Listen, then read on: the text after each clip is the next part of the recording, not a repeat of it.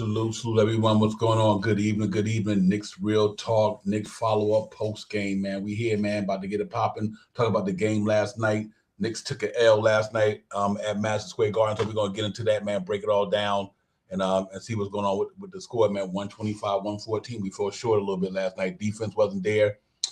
They couldn't get it popping, man. So we got to talk about it, man. Get into it. We headed for the draft lottery. We're going to get into all that. We're going to break a lot of stuff down tonight. Just have some Knicks Real Talk, man. Just talk, salute to the chat, man. Let's get it popping up in there. And salute Chris. Salute Once Nick, always a Nick, man. Yeah, let's talk Knicks, man, and get into it. And, we with the bad and the good, man, and the ugly. Good, bad, and the ugly last night, defensively. So we got to get into all that, man. But we finally lost the game after winning 4 in a row. Now, we back to square one with about 5 games left. We about to close it out for the season pretty soon. So, but overall, man, disappointing season, but not a bad season. We got to learn a lot of things about the team over this year. So we're going to be able to talk about it, hopefully moving forward to 2022, 23. 223, they can give us a better result. But anyway, like I said, man, LaMelo Ball and Miles Bridges, he upset about the Knicks passing on him in the draft. He showed his butt last night, 31 points. Took it out on the Knicks last night, man, and that's what it is, man. So our defense wasn't there last night. In the game, I think one of the biggest things of the game last night when they took quickly out in that fourth quarter. I think they changed the whole momentum of the game, man. So it was really interesting to see, man. That was pretty much a ball game to me. When he took quickly out in that game turned around, man. So I really believe that was the common denominator for it. But anyway, you know what? We lost the game. We 34 and 43. Hopefully we can close this thing out a little bit and hopefully get some more wins. Get back at it, man. You lose, you get up, you get down. Peaks and valleys through the season. You know how it go. Can't win them all, but we've been playing good the last, since the All-Star break. We just couldn't turn them into victories. But we was playing good since the All-Star break, but we couldn't really get over the hump. With the free throw shooting and things of that nature. The team was overall made a lot of improvements. We got to see the young guys get it popping a little bit. Looking forward to what they're gonna do next year. We're gonna get into that. Who come back, who goes. But just last night, Charlotte wanted it more than us. I think they was more physical than we were last night. They was real physical last night.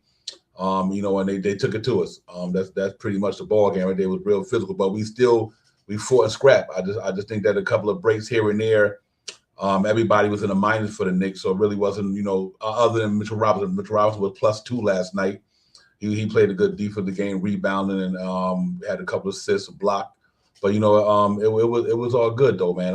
You know what? Season could have went worse, but the season could have been worse. It could have went worse for the season, but we didn't. We kind of rolled the ship a little bit, at least made it respectable. Yeah, I can understand that. Real talk, man. It probably was. I wouldn't doubt it. Real talk. But we got to get back at it, and maybe we can close these last 5 games out on a high note. And man, to get the 39-40 wins, we had 41 last year. Granted, we played 10 less games, but just to know that we still kind of recovered after that, the terrible start. It ain't too bad. So we'll take it for what it is. But the Hornets definitely gave it to us, man. And boys came out to play last night. They was in their game, and we was in ours too, but LaMelo Ball, 20, 15 assists. He was doing his thing. Like I said, Miles Bridges was there.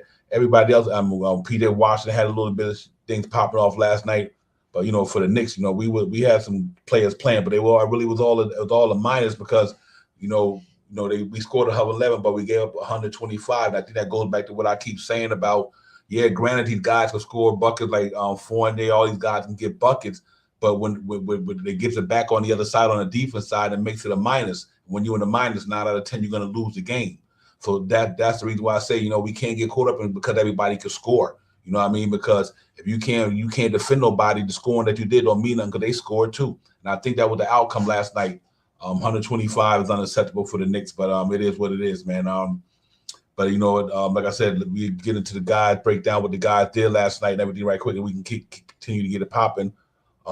For the New York Knicks last night. The scorecard wasn't too heavy. We had R.J. Barrett, 38 minutes, 4 rebounds, 3 assists, 25. Big had a good efficient game last night from 4 percentage-wise. Julius Randle had 21 points, 7 assists. That was good. 5 rebounds, 36 minutes. That was good improvement for him. He didn't get to get this rebound numbers wasn't there because I think they wasn't physical last night. I think that's the reason why he only had 5 rebounds, because them cats were physical than we were. And I just think even Mitchell Robinson rebounds was kind of low last night, because them cats outplayed us last night physically. But Mitchell Robinson, he had 34 minutes, 10 rebounds, 2 assists, 6 points. 10 rebounds is always special with him, man. Played a good game. He was the only one of the Knicks in the positive last night. Everybody else was in the minus. So Evan Fournier, he had him 30 points, 35 minutes, but deceiving because the defense wasn't there.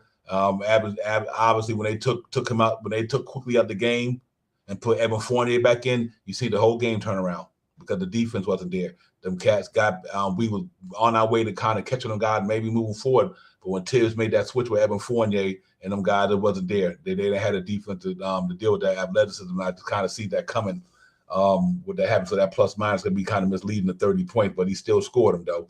Mano quickly, he had a good night, man. 23 minutes, 16 points. He is doing his thing, man. 3 rebounds, 4 assists. I think right now he's one of the top players on the Knicks right now. And even though R.J. Barrett having a good scoring productive season, I think Emmanuel quickly the last half of the season has probably been one of the better players. Obi Toppin only have 4 points, 1 rebound, 1 assist, 12 minutes. Jericho Sims, no points, no assists, 3 rebounds, 11 minutes. And McBride, 1 rebound and 9 minutes. So that was pretty much it for the Knicks last night. They like I said, man, they kind of didn't go all the way out the way they needed to, and that was the results last night. But they just got to keep pushing, man, to keep playing, man. Salute to my man Soul Finger, salute my brother, salute to the rest of the chat. Once Nick, always Nick Cash Out, my brother, salute to you as well. Real talk, man. With the panel being here later on, Sha being in the building, we get it popping, man. But yeah, that's what it was to me last night, man. A lot of them stats be deceiving when you scoring on a point, but you're giving up just a minute to score. It don't mean nothing. And I just think that's losing basketball. And that's my trepidation with these guys who got these contracts, but they're not producing on both sides. That y'all always know me. That's probably one of my pet peeves up in here. Listen, you can score all the points you want, brother. If you can't stop nobody, then and I know people you have to score, but you got to be able to stop somebody. And I think the final score, I think if the final score 147 to 145, that means the defense lost and the offense won on the other team. So we got to be able to stop these cats, man. And but that was pretty much one of the, only few times in the last so many games our defense didn't really come to the table. And in the 4-game winning streak, they was holding jokers down. I think that had a lot to do with them young boys, though. I'm gonna give a flowers what the flowers are due. When we was winning those 4 games just recently, that was them young cats, man, because they energy, they defense, McBride, Obi, even playing better defense, man, doing this thing quickly. What can I say? Phenomenal. All these guys, man. Them guys were the ones keeping us on this winning streak. And look at last night when you took the young guy out and put the older guy in. No pun intended to the age. I'm just talking about what it is on the defense end that these cats bring, man. And so that's gonna be a big elephant in the room in the summer. What we gonna do with these guys, man? The Fourniers and all the guys, we get into all that, man. But I just think that was one of the main factors last night in the game. Was that right there when he made that lineup switch in the last quarter with about so many minutes left. Quickly had the momentum. The team had the momentum. He was moving. Quickly had the team moving and all that good stuff. And man, they got stagnant again. I was like, it just, it's like you almost beating a dead horse with that scenario with the Knicks. And I get it, you got to substitute people, but sometimes if the team running good, I wouldn't substitute nobody. If the team playing well and they competing like that, you don't if it ain't broke, don't fix it. You know what I mean? So you just let it keep running. But and I doubt that would result in 125-114, guys. That's why I dropped that right there just to get the recap out the way with that, because that pretty much was the ball game last night, man. So let's hope that we go down here and we got a 1:00 matinee game Saturday. So we go down there and hopefully we can win that one and get back on our winning ways. But overall, man, not a bad season, man. By no means, we didn't do what we wanted to do, but I don't think it was a bad season by any means. I just think that things fell a certain way, and and it went the other way. Injuries, COVID, foul shooting, wrong lineup situations. I mean, pretty things like that happen, but. Players just wasn't ready yet coming in the first half of the season. Fournier didn't get it popping to the second half. RJ kind of got it going a little late on in the season. Burks didn't really get it popping until late on. So I think because of the way the team was brought together, it seemed like it took them a lot of time to really get at each other and gel and get to know each other. Then with everything else involved, Kemba Walker and all that. So I understand the season, but I'm not mad though. I think they still in the right direction moving forward, and I think we're gonna be all right because we do got the draft lottery coming up. Whether we're gonna keep it or we're gonna trade it away, who knows? But you know, whatever we do, I think I'm confident the Knicks will make the right decision. I think they make the right decision to get this team better. I think they really feeling what they did this year was like more like a learning experience for them guys. I think Leon Rose, all them guys. I think this Sunday they got humbled. I'll put like this here. That's the right word I'm trying to say. The front office got humbled this year. You know what I mean? Just because we came off a 41-31 season, you know, it still takes more than that, more studying and make sure you're doing your advanced metrics to get these guys right. So like the Kemba Walker situation, that just was a straight failure. No matter how you look at it, it just was a failure. So that's an F on your report card this year for the Knicks, the front office. That literally is an F on that particular subject. That Kemba Walker, that grade is an F. Evan Fournier situation, okay. I'm still on a C- on that. I don't think that went the way we thought it was going to go. Period. I think he now at the end of the season he's shooting the ball well. He's doing all them other things, but it's too late now. You know what I mean? You know, so we needed that at the beginning of the season, coming out the door. You know, all that good stuff. So you know that was like a C- to me, man. I just think the Evan Fournier thing didn't pan out the way they thought it was, neither. You know what I mean? And the only reason I got to give him the C-, the man played. He was durable. Play, you know, obviously he did the one of the 3-point New York Knicks most 3-pointers in the season, breaking John Starks. You know, that was good for him. But you know, other than that, man, you know, he just gave us good, sparingly good games here and there. And I just don't think that's worth $19 million, my personal opinion. If you're gonna be able to get that much money, you got to be able to come out here and bring it every night. You know, so I think that was the C-, you know, but and that's why I say the front office, they had some good moments, some bad moments. The Nerlens Noel was a disaster. Yeah, man. Absolutely. I agree with you, Tricky. That's pretty much about it right there. That's why I probably bring it to about the C. That's a good take right there. Yeah, and then the Nerlens Noel thing was a disaster. You know what I mean? Listen, 82 games, he probably played 20. If for the year before that, Mitchell missed 41. You know what I mean? This year he missed probably, Nerlens Noel probably missed 50 or 60 games this year. You know what I mean? $10 million, man, just went down the drain. You know, that so you combine that with Kemba Walker and Evan Fournier. That report card is not good. It's not good. You know what I mean? Not a lot of it their fault, but it's not good. You know what I mean? So you know, and that's where the season went. You know what I mean? Derrick Rose down. You know, it just was tough. So, but other than that, man, you know, I don't have no complaints about the way the season where we got to see a lot of youth and development, and I think I got to give them credit. I got to give the Knicks front office credit and them guys. They brought in some good young talent here, like Cash Out got up there with Bragg, IQ, Grimes, RJ, Cam, Obi, Sims, Mitch. I mean, that's a good young talent right there, man. So all they got to do is just build around that. You know what I mean? Get the pieces in there to complement them and make this team better. And I think they'll be on the right trajectory going forward. So I do think that that's what I am happy about the season, man. We got to see the elevation and the maturation of RJ Barrett in his third year, about to do 20 points a game in the season. That's improvement.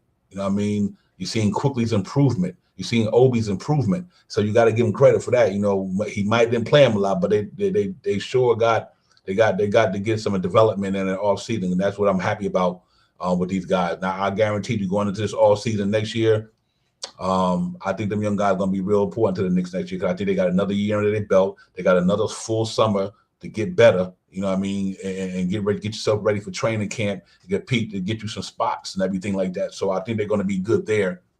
Yeah, hey man, so that's what I mean. Out of 80-something games, bro, that was like what 56 games he missed. Come on, you know what I mean? He will miss. That was a tough blow for the Knicks, man. He was one of our defense anchors last year, man. He held it down for the Knicks last year. So that's a disappointment with the Noel thing, and then the Derrick Rose thing. You know, that hurt it. But you know, like I said, with these young guys is here, man. Then obviously we can't forget about Cam Reddish. If Cam Reddish can come out this thing, man, come out with this shoulder injury not being a detriment to him, and get in here in the off season and work out and get better and come into training camp and prove to the Knicks you better keep me here. That's if nothing happen between then and the regular season. So it's a lot of stuff. But I deal with Chris. Chris, you right about that reset. I mean, I think it's going to be a positive reset though, man. I think it's going to be a real positive reset because I wish this team would have been healthy all year. I think this team would be in the playoffs if all the guys that we brought in would have came and stayed and been healthy. I think Derrick Rose, I think Nerlens Noel, maybe Kimba to agree. I think we would have made the playoffs. I just think that because of all these injuries and like I said, the Kimba situation, and that was just bad timing in the free throw shooting this year. Hopefully, we get a free throw shooting coach in the off season because these guys got to get it from. We done lost almost 10 games from just shooting free throws. So literally, we've been shooting at 50, 60, low 60%, 70%. You leaving almost 10, 15 points. Much they go to the line. They're the number one team in the league going to the hole. So you just imagine if these guys hitting their free throws all year. I think it would have been pretty interesting right now. So there's a lot of it got to do with the ball players, but and all that good stuff as well, and the front office and Tibbs with some decisions. It just was a tough year, but we good though. Cash out. You know what?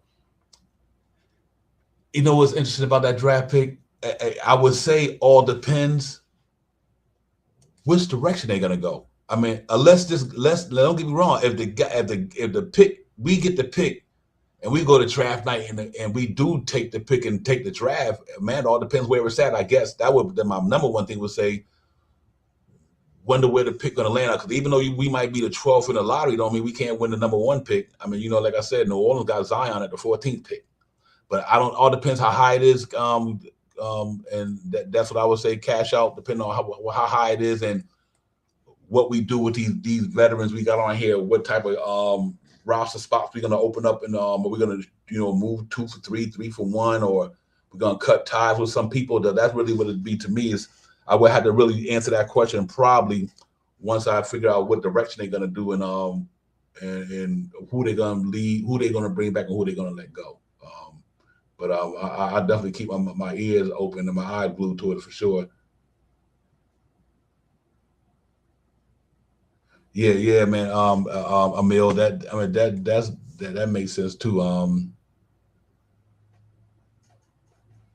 Yeah. Keith Turner, you're right though, my brother. We do need some love in this draft. You ain't kidding about that. I got sorry, I meant to throw that up there, but we do, man. But I think what, no matter what it is, I'm gonna tell you why I'm not worried about. I don't even care to pick 14th. I'm not even worried. I'm gonna tell you the reason why I'm not worried about it. I don't care if that pick the 14th. You know why?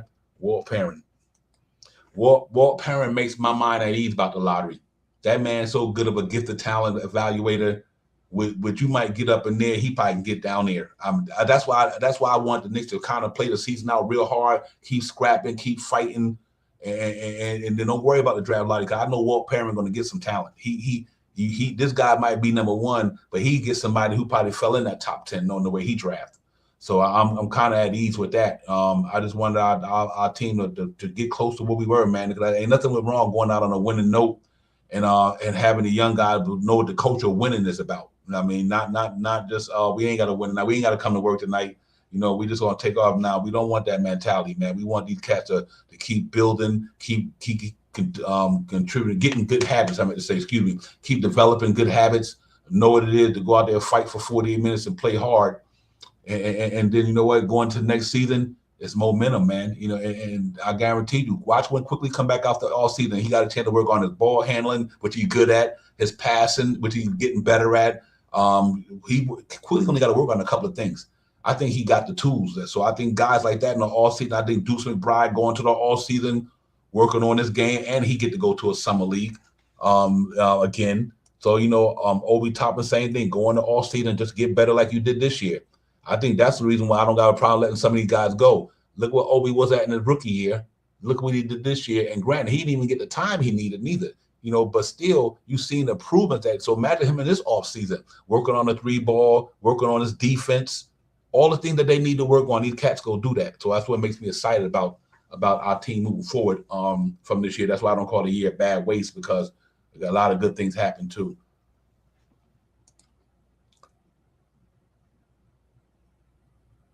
Yeah. No, real talk, man. I agree with you on that as well, man. We got to solidify that spot because, um, especially it all depends on where we going. If we going to try to go up there and get it popping big time. You know, for me, you get somebody either put it with Quickly and McBride. I think if all fail, the Knicks don't get a point guard though. I truly think that Quickly and McBride to be not on a championship team. I'm just saying them guys can run. I think them two guys can hold down the Knicks next year at that 1 and 2 if need to be. I mean, at the point guard and the backup. I think Quickly's about to get the keys, guys. I'm telling you. I think the Knicks gonna say if we don't go out, because here's the reason why what I like about this here. Even let's hypothetically say you give Quickly the keys at point guard, but you look up the trade for like a Donovan Mitchell or somebody. You know what I mean? So, I think Quickly is that talented enough around RJ. So hypothetically, like a Donovan Mitchell, I just think he's that skilled around him. I think he'd be all right. But I would love to see, somebody who really mans that position and get the ball to the people all the time. Whether it's like Devontae Murray or somebody with a high assist ratio, because you got guys like Colin Sexton, all of them out there. But I do think Quickly might be that dude next year, man. I really believe that. I think we got to really check Quickly out next year. I think watch when he go into the summer, man. What's gonna happen this summer? The man gonna get stronger. He gonna get better. Cause that's one thing I can say about the Scott Perry and these guys since he's been aboard. He really get these guys to learn how to go in the gym, double nights in the gym, working on your craft. Since Scott Perry came over 2018, that's one thing I can get that man his flower for.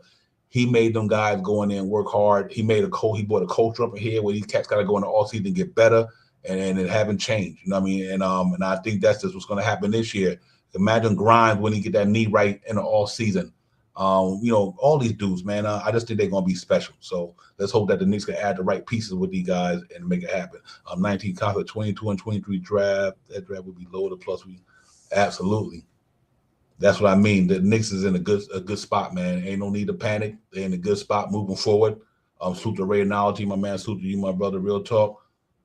But I think they're in a good spot. And I really do, man. And I think they're gonna be on the cusp of doing something. I'm keeping an eye on it. And it's gonna be a busy off season.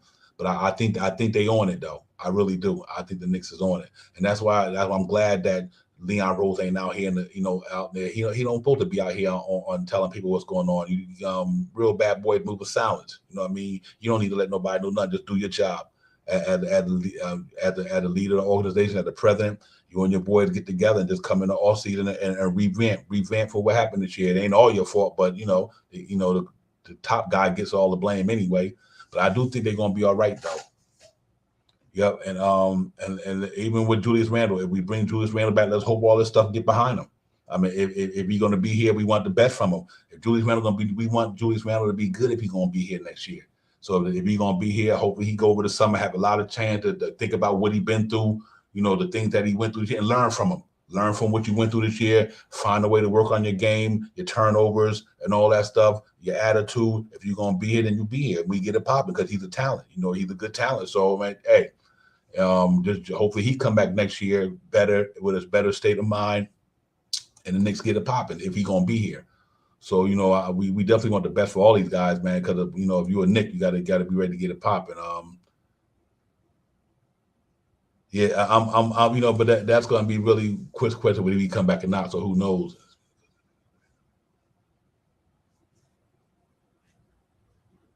Mm-hmm. But I'm definitely looking forward to the season. I am, like I said, we about to head to the draft lottery, and like I said, man, whatever we get, I think no matter who we get, I guarantee you he won't be no flop. I guarantee you that. I don't think Walt Perrin, he's not gonna help Scott Perry draft no flops. I think that's over. So I think we good. I mean, hey, since like I said, one thing about Scott Perry, he might have, listen, he got RJ up in here, he got Mitchell Robinson up in here. You know what I mean? Granted, Knox didn't pan out, but you 2 for 1. Then hey, so you got to give him his flower for that. He got McBride, Grimes, Sims. I mean, he drafted the Obi Toppin, so they've been drafting right. So Now just gonna see what's gonna happen this year if we decide to take that pick. And if we do, I think I'm confident they're gonna bring in somebody who's gonna help the organization moving forward. So let's see how that thing goes. Yeah, I agree. I agree with that. I brought that back just to follow up on it. Absolutely, I've been saying that since when they first benched Kemba Walker. I like, man, you might as well just throw the man in the fire. I think he would have helped the Knicks, man. That boy defense is legit. You know what I mean? And like, you ain't gonna be able to guard everybody 82 nights a year. But I think when it comes to McBride, I take 80-20 on the defense. 80% positive and 20% A. Shit happens. But McBride is the real deal on defense. And I think like you said, cash out. They should have thought about that earlier.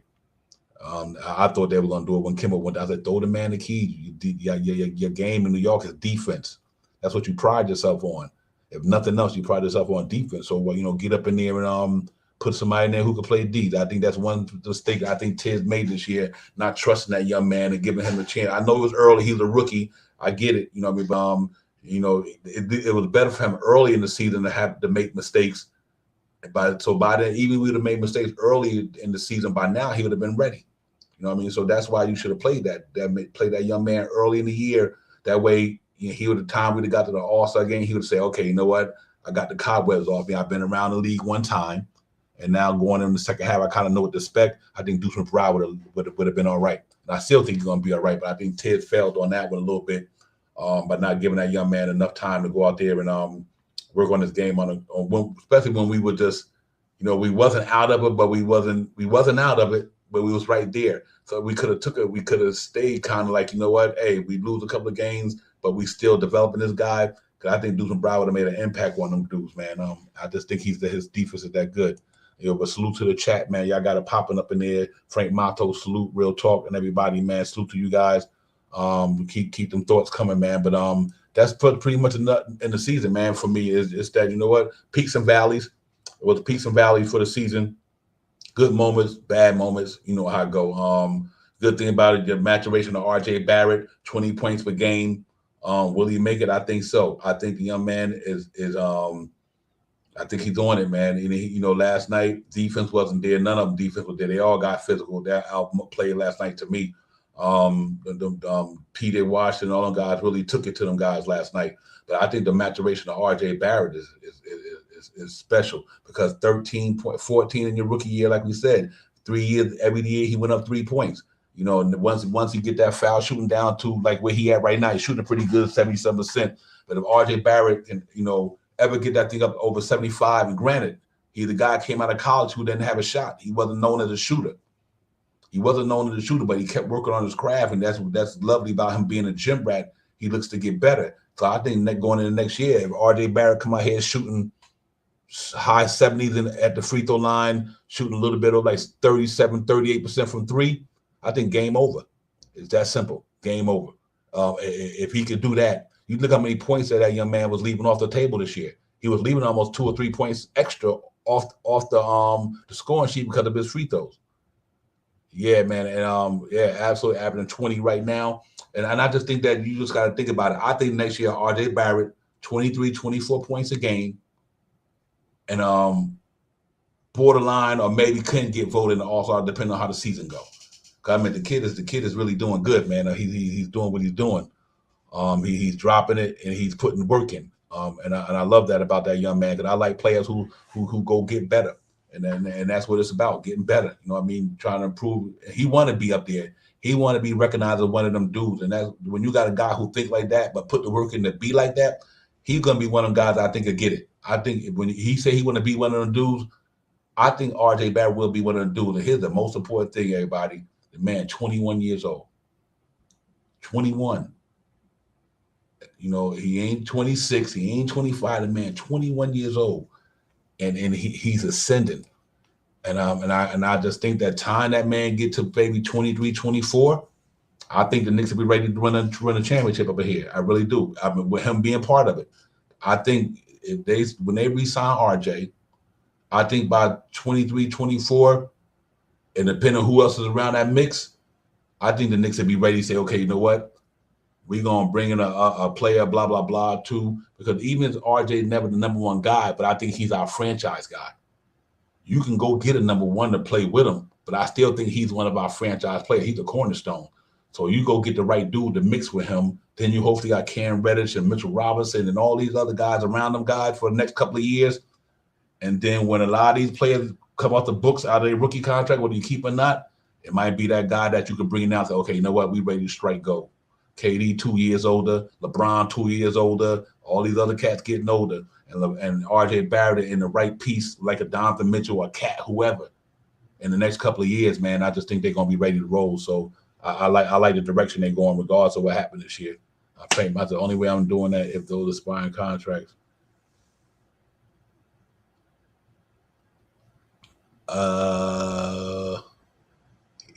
That's tough. I mean, I think you can get better for Randall.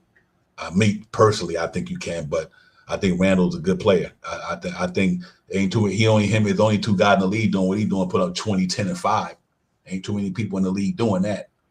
I think, to me personally, if you trade Randall, I think you get Randall to get somebody that's just ready. You know, I don't think you want to trade Randall right now to bring in somebody that's not going to make the team better. I just think he's too talented for that. I do think you can get a talent for a talent. I think you can get a talent for a talent. And I would go that route because we got draft picks. I don't think we going to no like full rebuild. I don't think with the Knicks. I think the Knicks they're gonna get a couple of pieces. Oh, you said 2 lotto picks. Oh yeah, yeah, of course. I'm sorry. It depending on where they at. Yeah, I mean, I didn't realize, slipped my mind, Frank, about the 2 lotto picks. Yeah, you can't turn that down because you can always turn a lotto picks into something else too, or you can put them in the back end of the contract. So now you got 2, 3 of them. I apologize for that, guys. I definitely didn't read the whole thing right. That's my bad. Oh yeah, you got to get the 2 picks for them because them 2 picks can be gold down the line. You know what I mean? You know, you could put them in a trade to get a bigger trade. You know what I mean? So yeah, Bledsoe coming off the books. So yeah, I would have to definitely take a look at that, real talk, because that's the 2 picks, and you're getting rid of Randall's 4-year contract, and you only got a year left on Bledsoe or something, and you're getting 2 lottery picks, and you don't know what the Portland Trailblazers gonna do. They might not be that good. You never know. I mean, they got Damian Lillard. It all depends what they do in their offseason and retool to get somebody in there when they're gonna have some pretty good cap money, but that it don't matter what. That's how good the direction of the Knicks is right now. That's a good situation that we in right now because we got chances to do some things. We really do, and we just gotta take our time, think wisely, and do it right, and put the organization in a good place. But like I said, me speaking about RJ Barrett, like I said, 21 years old, man. It's impressive. You know what I mean? The work ethic and wanting to be better. And I had to repeat that because I just think that's what it is. I think he's gonna be one of them guys to really be around New York. He might be the first guy we signed a stint at the Charlie Ward. I think he will get extended. I don't see the Knicks not extending RJ Barrett. So I think he just getting better at the go. He's gonna be worth his contract. I really believe that. So salute to him, man. Great season he had, up and down. He probably could have had a better season than that from the free throw line, but a great season with RJ overall. He grow, and that's all you can ask for. Just want to see the growth and development. RJ growed this year. Took another step in his career. So salute to RJ Barrett, man. 20 points a game. I think he'll make it. I think he might give us a 30 or 40 piece before the season is over. Send us out on the court. But salute to him, man. And like Obi Toppin, them guys, I'm happy about them guys, man. I really am. I'm hoping the Knicks keep this young core around. Just keep them around and add to it. Like I said, man, just put pieces to the puzzle. And like I said, if Julia's gonna be here, hopefully we can move some of these vets that really didn't. I definitely know Kemba Walker and Noel. I definitely see that money going out the door. I just don't think the Knicks will bring them back. Everybody else is suspect. Fournier, Burks, and Randall is suspect. They might be back. But I wish it was the other way around. I really think the Knicks could do something different and get to another level if they can get them contracts out of here.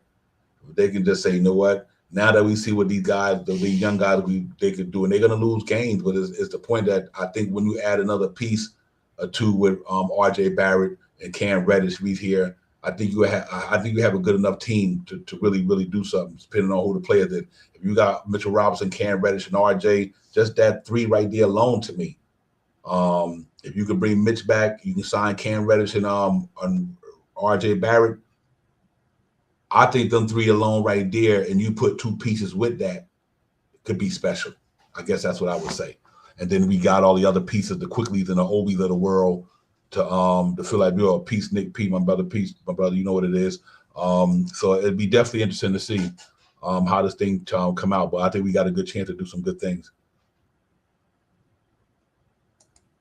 And the chat got it popping, man. They got the dang thing popping off up in there. Yeah, I won't have a problem with that. Cameron Payne pretty decent. You know what I like about him now. He's been through a journey. I like guys who came up the hard way and got here, and he appreciate the game more. I mean, this cat was G Leaguing it. You know, he ended up out of the G League, then he finally got to get an opportunity to stay on an NBA team. And look what he's doing. Got a contract. He on the championship caliber team. So I mean, the coach was setting us there with Chris Paul. You know, he on the championship team. You know what I mean? And that's a lot of good habits to bring to somebody like the Knicks, because he's gonna come there with a certain pedigree. He's been in the playoffs.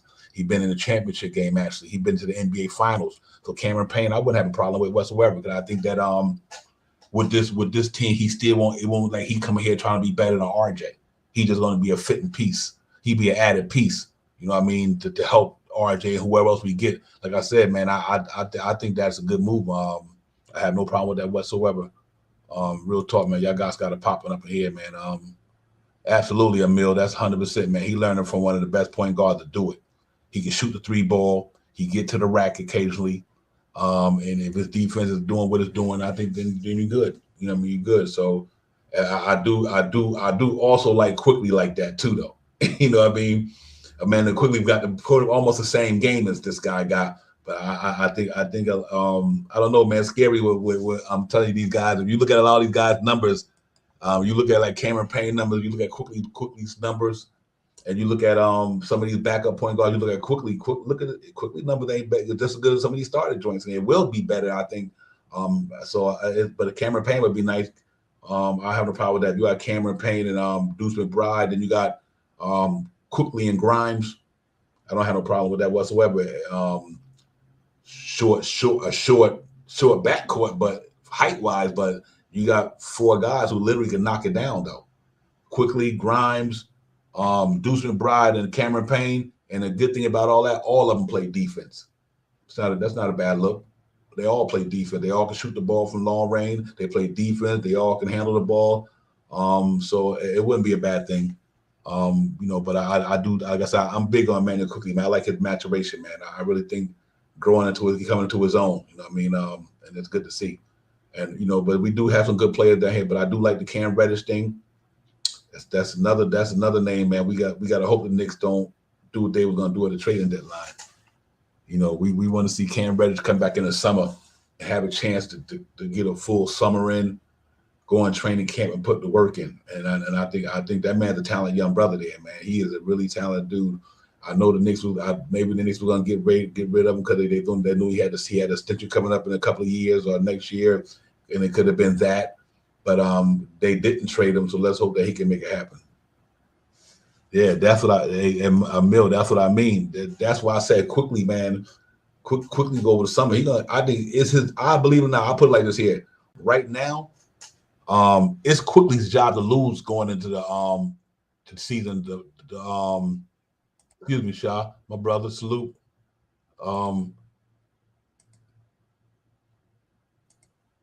Sha, what it is, bro? Peace, Divine. What's going down? What's good, man? We here just talking Knicks. You know what it is.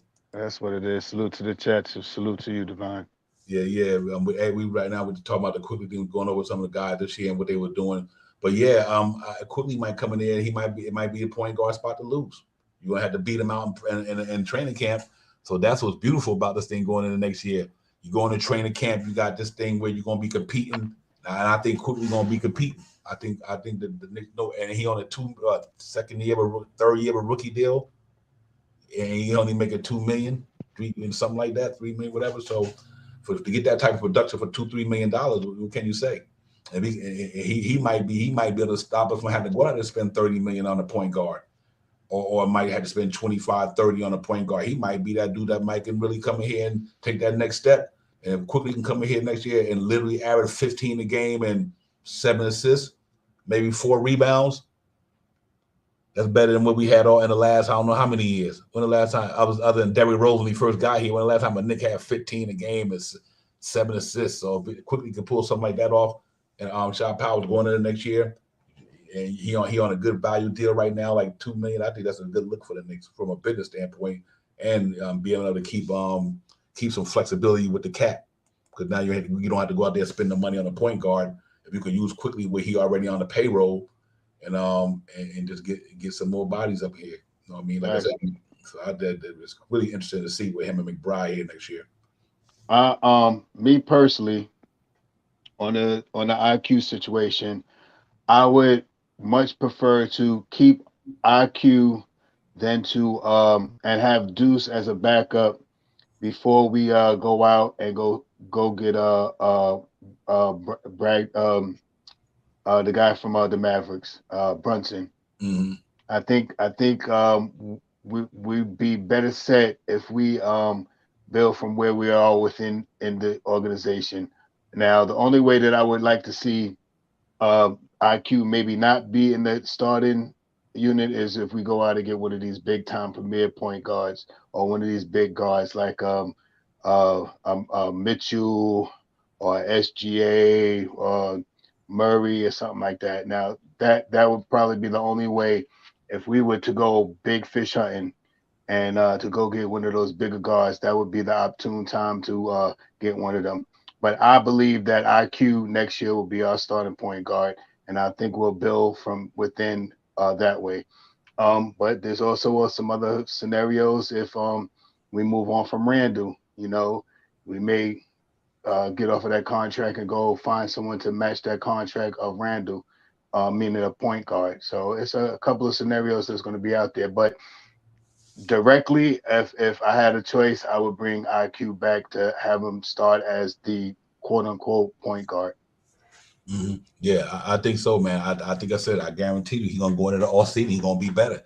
He's gonna come back to training camp better. And that's just the way him and RJ, all these guys roll. Like I said, Scott Perry got these guys working, getting better every year. Them cats always in the gym, and they looking to improve their game. And he got these cats got aspirations to be better. And I just think that he going in next year quickly 15 and 7, like I said, and 4 or 5 rebounds. And now you can go get a deal, a blockbuster deal for maybe Donovan Mitchell at the 2, because that's what Donovan Mitchell played the 2. So if you got Emmanuel Quickly and Donovan Mitchell, R.J. Barrett, Mitchell Robinson, whoever you want to put in the 4, I don't care who you put there, but you put somebody at the 4, and even if it isn't, excuse me, Obi Toppin yet, but then at least you got Grimes, McBride, he got the point guard behind Quickly, right? You got Grimes behind Donovan Mitchell.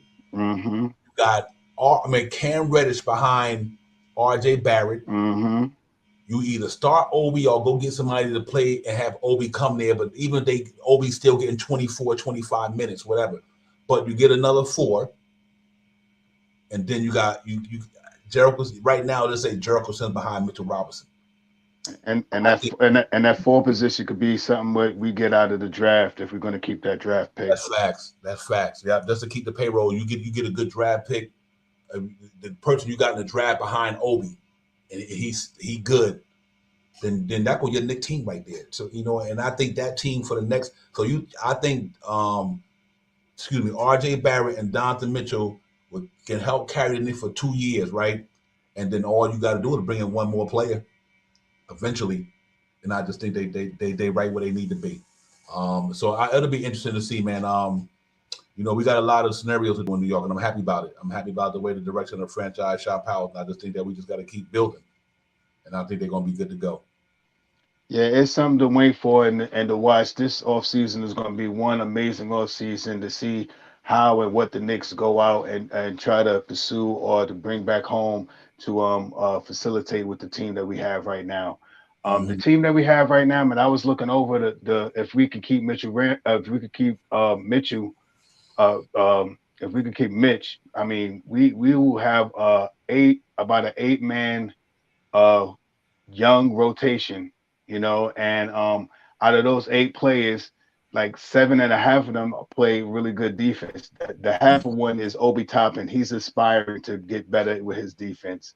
He sometimes do get up in the air for an up fake if you give him an up fake. But by next year, I think he'll know a little bit more how to play that game and how to stay on the ground to defend. Because, excuse me, all he has to do really is jump straight up in the air. The guy, the jumping ability is incredible. So if he could just learn that part of his game and develop a jump shot, I have Obi as that 7.5 player, aspiring to be a better defensive player. Yeah, real talk. And let's just hypothetically, yeah, I know it is, man. I know it's, I just was using him as a reference. I trust me. I know the brother. I'm only putting play who I think. What if? I don't even think they coming here. I don't know. I don't know if to say they come here. I just say it to try to say, imagine if this person was with this team, what it could be like. Yeah, I don't have no clue who's coming, who's not coming here. I don't, it's only just we just putting analogies together to say what it could be like if the Knicks did this. But we hopefully our front office do what they got to do. You know what I mean? But we don't know. I don't know. I'm just only imagining. It's more like what I would love to see. That when I kind of speak on these players, this is what I would love to see. Put it like that. And I don't think they're gonna be. I don't know if they get them or not. I have no idea. And I'm not even gonna sit here and second guess, pretend like I do know. But so for me, it's just like what I would like to see. Yeah, what I think it makes sense. You know what I mean? For the fact, just because we're talking about it, we could talk about what's out there or the hyperboles of what really could be what could happen. And more and more, the closer we get to this off season, the more and more you're hearing rumors about Donovan Mitchell. Now he's from New York.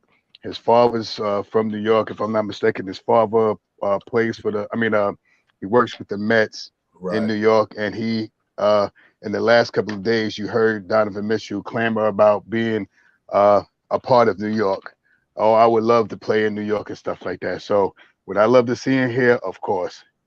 To have a premier player like him to come to start our rotation with IQ and RJ with Obi Toppin and maybe a Mitchell Robinson in the backcourt.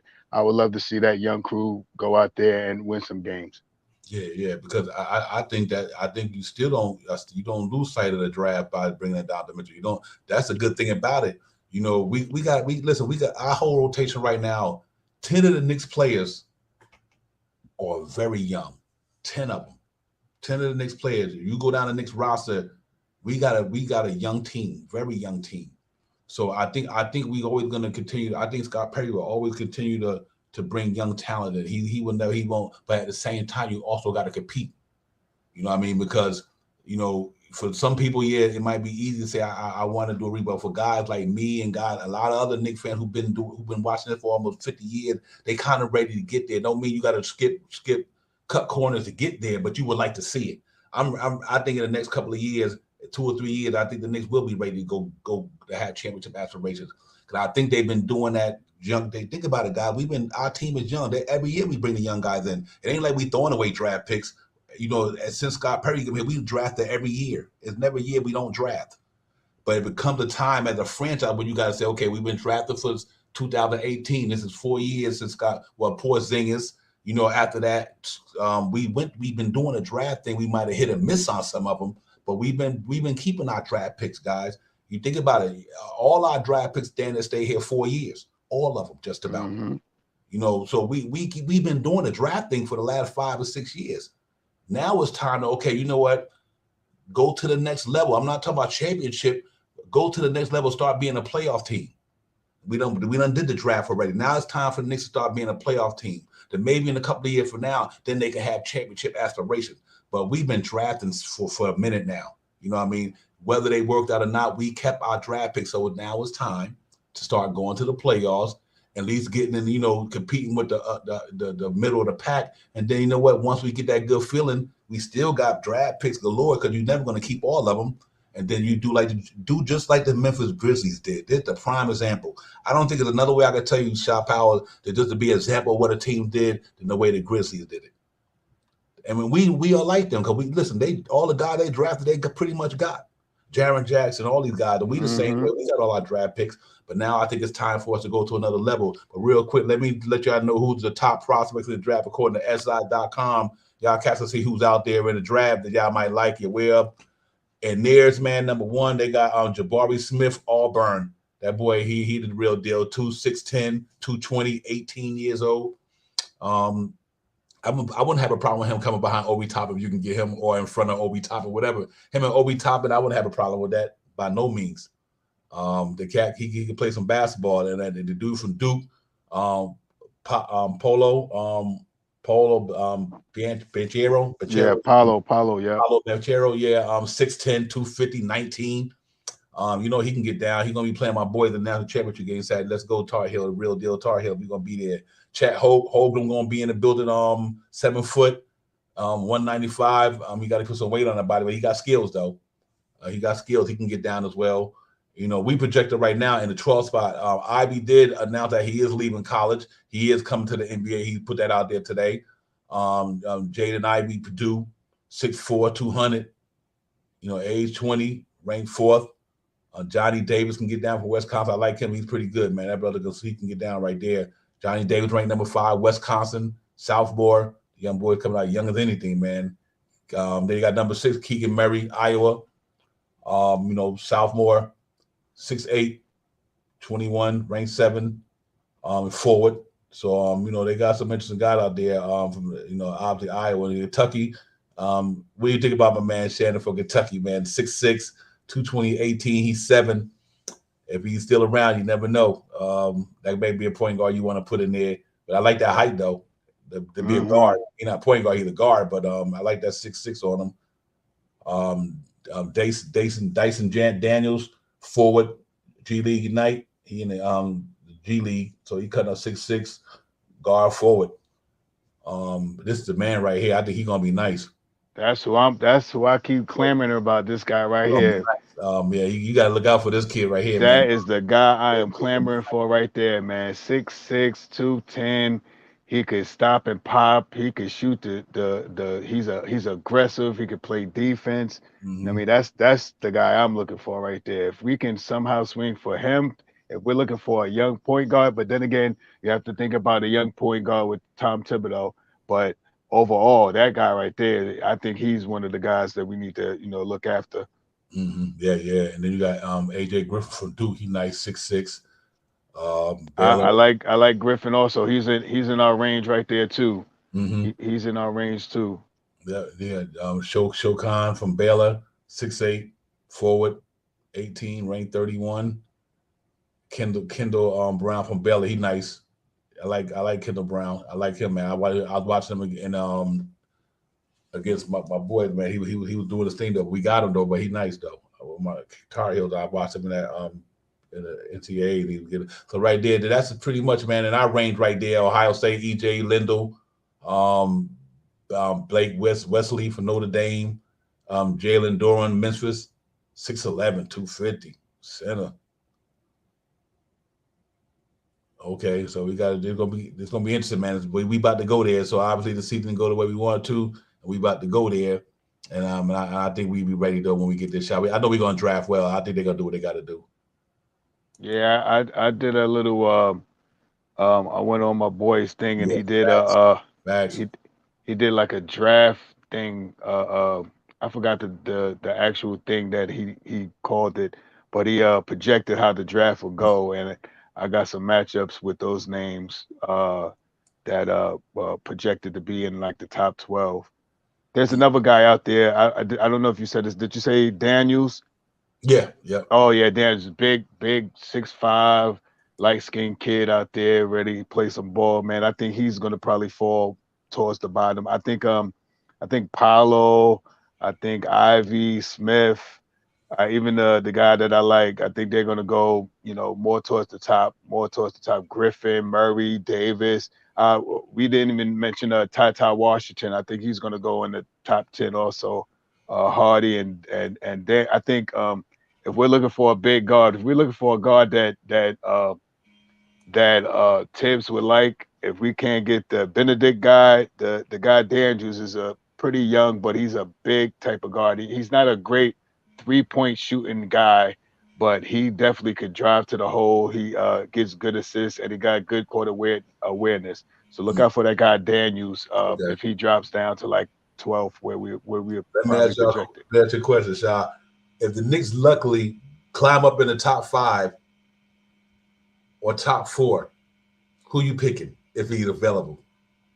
And I if we get in the top 4 and all right, my top 4 plays. I mean, I like the guy Benedict, man. I think he's a really good guy. He's a big you gotta look at Paulo, you gotta look at Ivy, you gotta look at Holgrim. He's another name up there. But if we're looking for a forward, if Paulo drops down to I watch Paulo, man. That boy he got some heart. If he dropped down to, if we could drop in the top 4, and Paulo drops down to one of those numbers, I would think Paulo maybe. I think Yeah, Paulo or Holgrim, you know. One of those guys like that. It all depends on how those balls drop and right, and right. and, and who picks what, who takes what off the board and stuff like that. But there's some interesting picks in here. There's a lot of forwards, a lot of power forwards, and there's a couple of guards in there also. So some of the guards they not really saying. I mean, they're doing good, and they're ringing a couple of bells. Ivy is a nice name. The boy Davis, Ty. There's some good guards out there. But if you're looking for a big guard, 6'5" or better, you got to look at Benedict or Daniels. Those two might be the two. If we're looking to pull a guard, if we look at the pull a guard, I think those two, especially if we're in the top 4, I think we're pushed to go get them. If we're looking for a forward and IQ is going to be the starter, and we don't have Randall, that's a different scenario. Then if we get in the top 4, if Paolo, Holgram, Smith, maybe even Griffin. Griffin was pretty good. He looks pretty good. So some of those names. I mean, there's a couple of names out there that if it all depends on how they mix the thing up, man. It really do makes a difference on how the Knicks. After Randall saying that, nah, I'm here. I'm gonna be here for it. I'm born for this. I'm ready for this and stuff like that. I don't know if he was real wholeheartedly saying that, or maybe it's just some, just to. I could say one thing, and I noticed this watching the game again before I left out earlier today. Did you notice Randall? He didn't have no discussions with no referees for the whole game yesterday. You know how usually he gets a foul and he don't get the call and he chat back at the referees and stuff like that. You didn't see him. I mean, maybe it's just me. I watched the game, live, and then I watched the recap. But I don't really remember seeing Randall do his normal when he gets fouled going to the hole. I mean, he really did. He really didn't score that great yesterday, anyway. But did he? Oh, that was the 21. game. 21. Oh, he did have 21. That was the game before when he had 5 points. So I'm sorry. Yeah, he didn't. He wasn't chattering with the referees. He wasn't combative with them too much and stuff like that. So, I mean, if he could play more like that and just let the game come to him, we'll have. Hold on. Mm. Yeah, yeah, yeah. But if Randall don't be here, I think I would take in that time. I would go at the if let's hypothetically say Jabari Smith rolled to the Knicks. You can't turn him up. Not Jabari Smith and Obi Toppin, Cam Reddish, RJ. I mean, come on, Grimes, McBride quickly, and one more person back there, whoever it is, and Sims at the top, man. Or we got a nice little thing there. So if the Knicks happen to get up in that top 4, and like I said, anything is possible. Zion Williamson with the Pelicans had the 14 odds, the 14 pick to get him whatever, and they wind up with that boy. So anything is possible. Yeah, facts. Anything is possible. And I like the draft pick we did this year. You got Grimes at 25th pick, him and Quickly with the 25th pick, and they got a chance to be rotational players and one possible starter for a team in the NBA. That's Walt Parent all day, man. I mean, this cat just know he just got an eye for talent. Scott Perry was like that. That's one thing I liked about Isaiah Thomas. He might not have, he had an eye for talent. Isaiah Thomas, I mean, that one thing he could do was that. He, even when he was with Toronto before he came to the Knicks, Marcus Camby, what's that the dude, Strickland, the other, no, Stoudemire, not Damian Stoudemire, now Amari. All those guys, man. He was a real value. He brought in Jamal Crawford and them here. Remember my man who was Zach Randolph. And Zach Randolph was the real deal. I mean, he was the real deal. I mean, his career part of that grindhouse. So yeah, he was a good evaluator. I think so, Keith. I'm pretty much with you on that, man. I think IQ changes that. I think what IQ does is save the Knicks almost $20 to $30 million. Facts. You ain't got to sign sex or none of them. Facts. I think what you do is if we're gonna be doing something out there, I literally think you just replace Fournier with somebody. Facts. You Or Randall. Yeah, right. You replace them with that's one player. If you can get Randall and Fournier for a 25-year-old stud out there right now to go with RJ right now, yeah, man. And then you got Mitchell Robinson and Karen. I mean, oh my goodness, bro. I just think you get that. You gonna need a guy who in pressure situations can get it.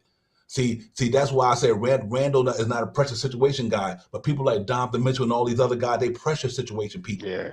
You know what I mean? They get you a bucket. They get you a bucket in a pressure situation. Randall Knight, 2010 to 5 night, but he's not a pressure player. He's not a pressure player. And I think you get somebody who can come in here. Like that's one thing about Damon Stoudemire. I mean, Damian Lillard. Damian Lillard he's a stone cold killer. Right. He gonna get buckets. I don't give a what. That's why you just gotta find a dude. That's why I keep bringing up Donovan Mitchell name because he's the youngest one I can think of right now. You know what I mean? In that timeline, that if you put him, if it's 30 seconds in the game, he gonna be able to get you 6 or 7 points. Or I'm not 30 seconds. I'm gonna say a few minutes in the game. Yeah, he can get you some buckets. He gonna hit you that bucket, or he gonna give you that assist that you really need. Yeah, he got confidence. He ain't gonna waver. So you put a guy like that with RJ, man, with all this young talent we got. That's why I said, because like last night, Shot Powers in that game, soon they took quickly out that game for Fournier, that game went away. Yeah. Oh man, I was like, come on, man. That's what I'm trying to say. 30 points is deceiving, man, when you're giving up when somebody else getting buckets. Yeah. 25 points last night. Everybody except for Mitchell Robinson was in a negative last night. Because why Mitchell Robinson was playing defense. His man wasn't getting it on him like that. But the other guy, they were scoring, but your man was getting it too. You know what I mean? So that's what I mean. I think players like that, you know what I mean? We gotta see if we can get to move on from that, man. And I think that's where we at. But we got a good situation in New York, Shop Powell. I'm excited about it. I mean, the things that can happen in the next couple of months and stuff like that, what we could do and how we could change the team around could be awesome. I like you were saying, Divine, we need to stick with this young core that we got right here, and they've been playing together for a little while right now, and it would be great to see this young crew add a couple of pieces and let them stay together for 3 to 5 years, and see what they could do together before, we can, unless a super duper big trade comes up or something like that.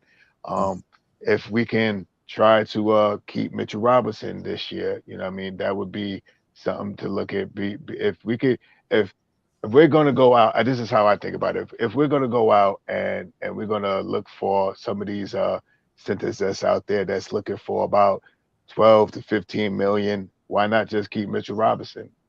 He's been here. He's been playing with RJ. They play excellent together. They look for each other. They've been together for the duration of Robinson. Robinson's been here as long as Robinson's actually been here longer than RJ. Everybody. So, yeah, exactly. I mean, if you want to get technical about it. So, I mean, if you want to build the culture here and you can cement yourself with a premier center like Mitchell Robinson. In the East, he would be, I mean, ranked maybe number 3, 2, 3 in the East. I mean, who's really better than him? Embiid, maybe, if you want to say Embiid, or boy, and Mitch, this year he's going to have the time off to practice, Mhm. lift weights, get stronger, get more cardio in. You know, stay healthy and be ready for the beginning of the full season at a decent weight, at a ready weight. He's going to be a monster next year, I believe, man. Yeah, yeah, 4 years in the league, man. I just think they should sign him, RJ, and just take them for him, RJ. If we can squeeze Reddish in there with a small contract, either this year or the end of next year, I think that's a good quarter to start. OB and these guys are young. These guys are going to be here another 2 or 3 years. IQ is here. It'll be his third year with the team. So by the end of next year, we'll have to do something with IQ. But I'm pretty sure IQ, if we're winning, if we're looking like we're being contenders, I think IQ will sign for a minimum on his extension or something like that.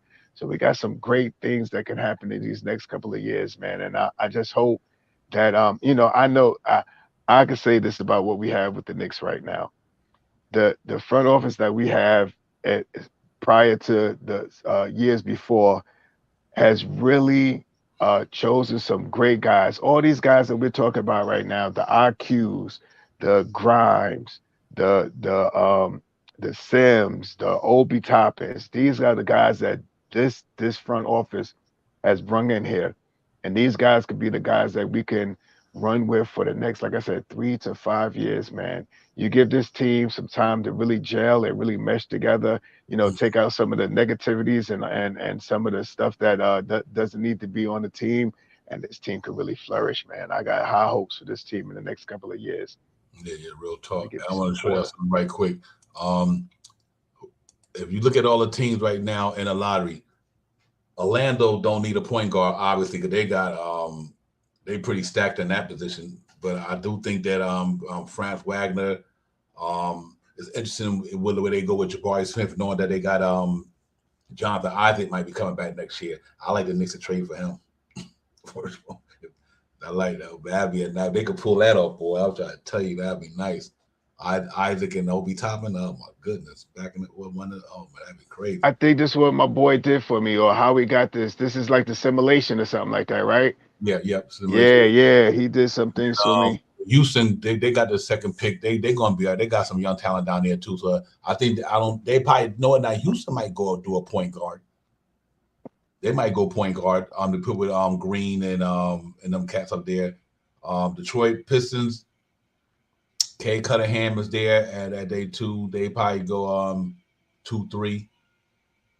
Probably you got Corey Joseph starting with them, so because of injuries. But I think Detroit might do point guard. They got Cunningham. I mean, other than that, they might go big man. To put with if my man gonna be there, what's his name? Jeremy Grant. You got Hmm. you got Sadiq Bay there. You don't need that position filled up, but that's all depends who playing off behind the bench because they got Killian Hayes. Don't let his contract be. I don't know what they're gonna do with him. He gonna stay there, so you never know. Indiana, I'm gonna tell you what. Obviously, Oklahoma City don't need no point guard. They got SGA, Giddy, what's the name? Man, man, Trey Man. Um, they Yeah, don't, they don't need that. Portland, that's interesting right there. Will they keep that pick? Now I see what my man was talking about earlier. Portland's sixth pick and Portland's number was from New Orleans to be the number 11 pick. You package that, and I think Frank Monta said you package that for Julius Randle, and you send back. He said Bledsoe, and let me get it right with Bledsoe and somebody else. Man, you pull that off, that'd be crazy. You have three picks, that'd be nuts. You could pull that off right there. Knicks trade Randall for Bledsoe, what you call it, and them two picks, that 11th pick and the sixth pick. mm, Man, Bledsoe got a expiring deal. I think his contract should be up. I think one of the either Spirano or got a year left. He said somebody else. I can't recall. I had to go back in the chat. But can you imagine pulling that off for them two Portland picks? If that means mm. you had hypothetically you had 11th, the 12th, and the 6th. Who would move with three picks? There go three picks right there. You can get anybody you want. Shit, 5 hours. Think about it. 3 first-round picks. If you could pull that off, hypothetically, that Portland pick and that Portland pick,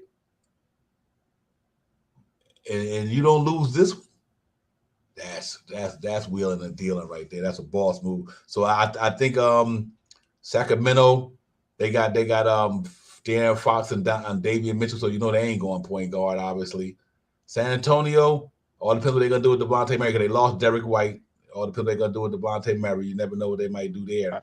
I think they go guard. I think they go to get someone to back up.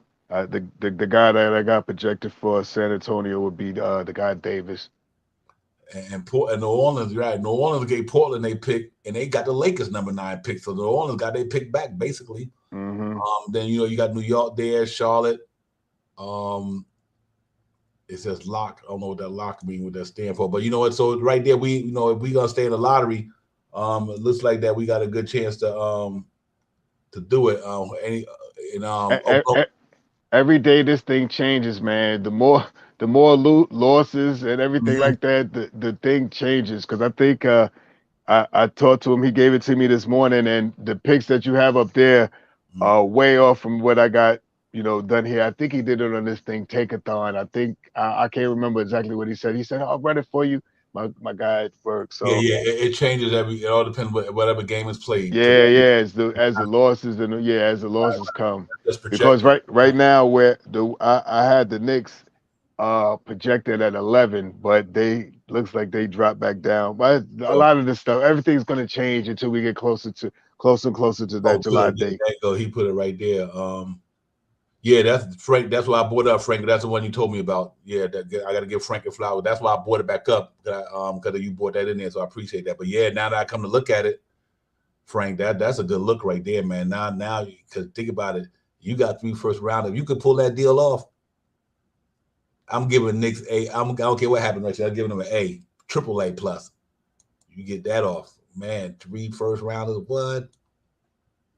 Here go. You could even trade all 3 if you had to, and you still got the 2022 223s. So yeah.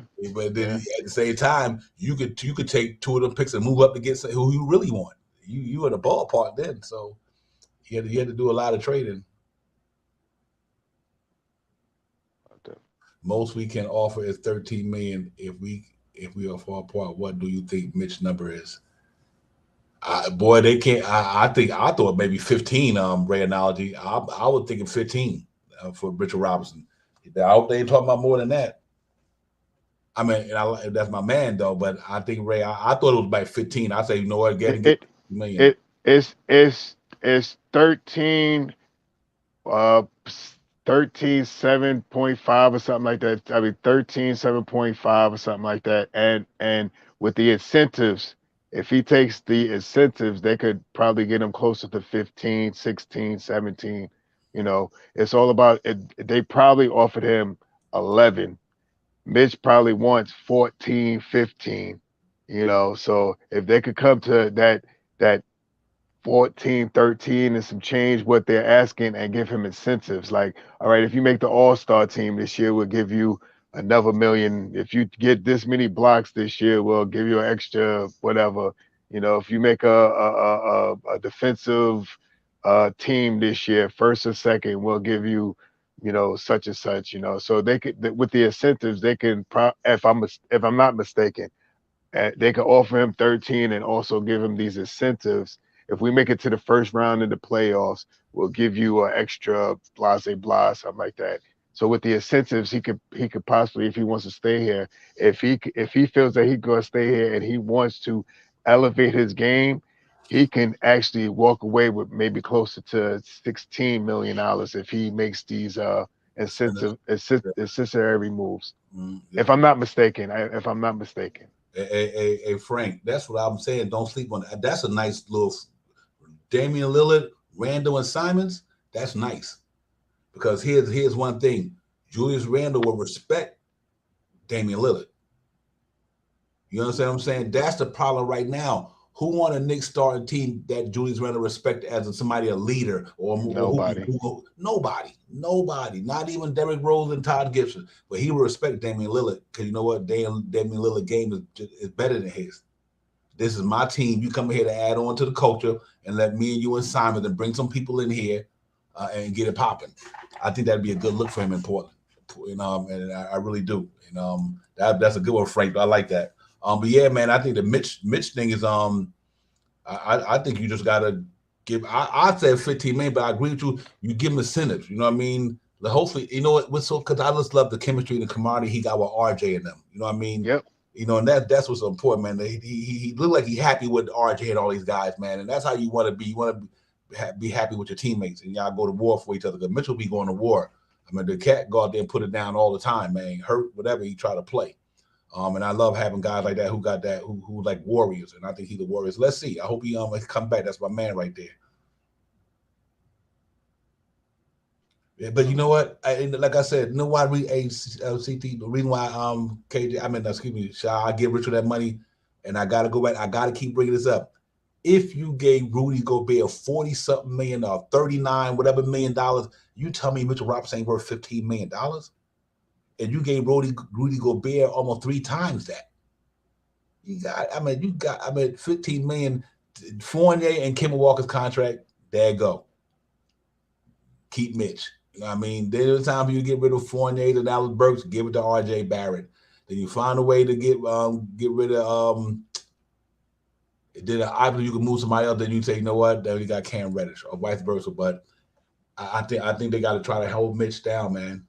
Like I said, Mitch makes a difference, man, on the type of somebody gonna give it to him. I'll put it like that. He gonna get his money.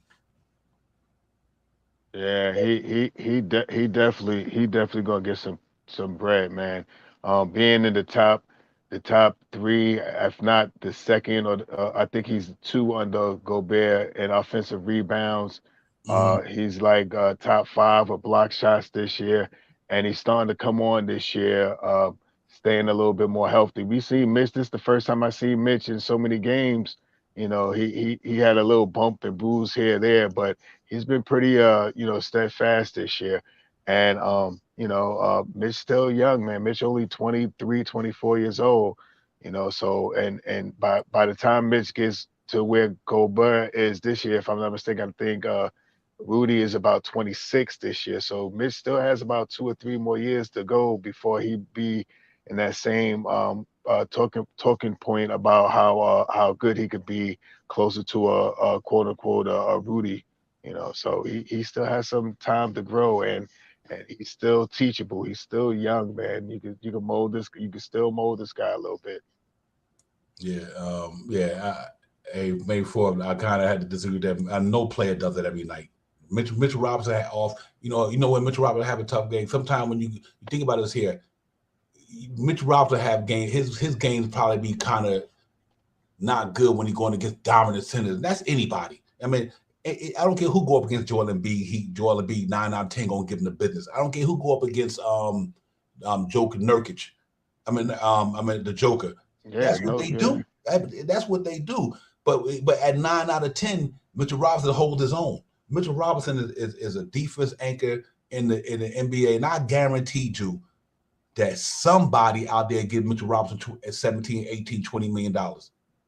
I guarantee you Pat Riley get that man 15, 16, 17 million because he know you put him with Bam Adebayo and move Bam Adebayo to the 4. But that's why these people want it. It'd be different if nobody wanted the guy. Mitchell Robinson is in high demand because his skill set on the defense end is that good.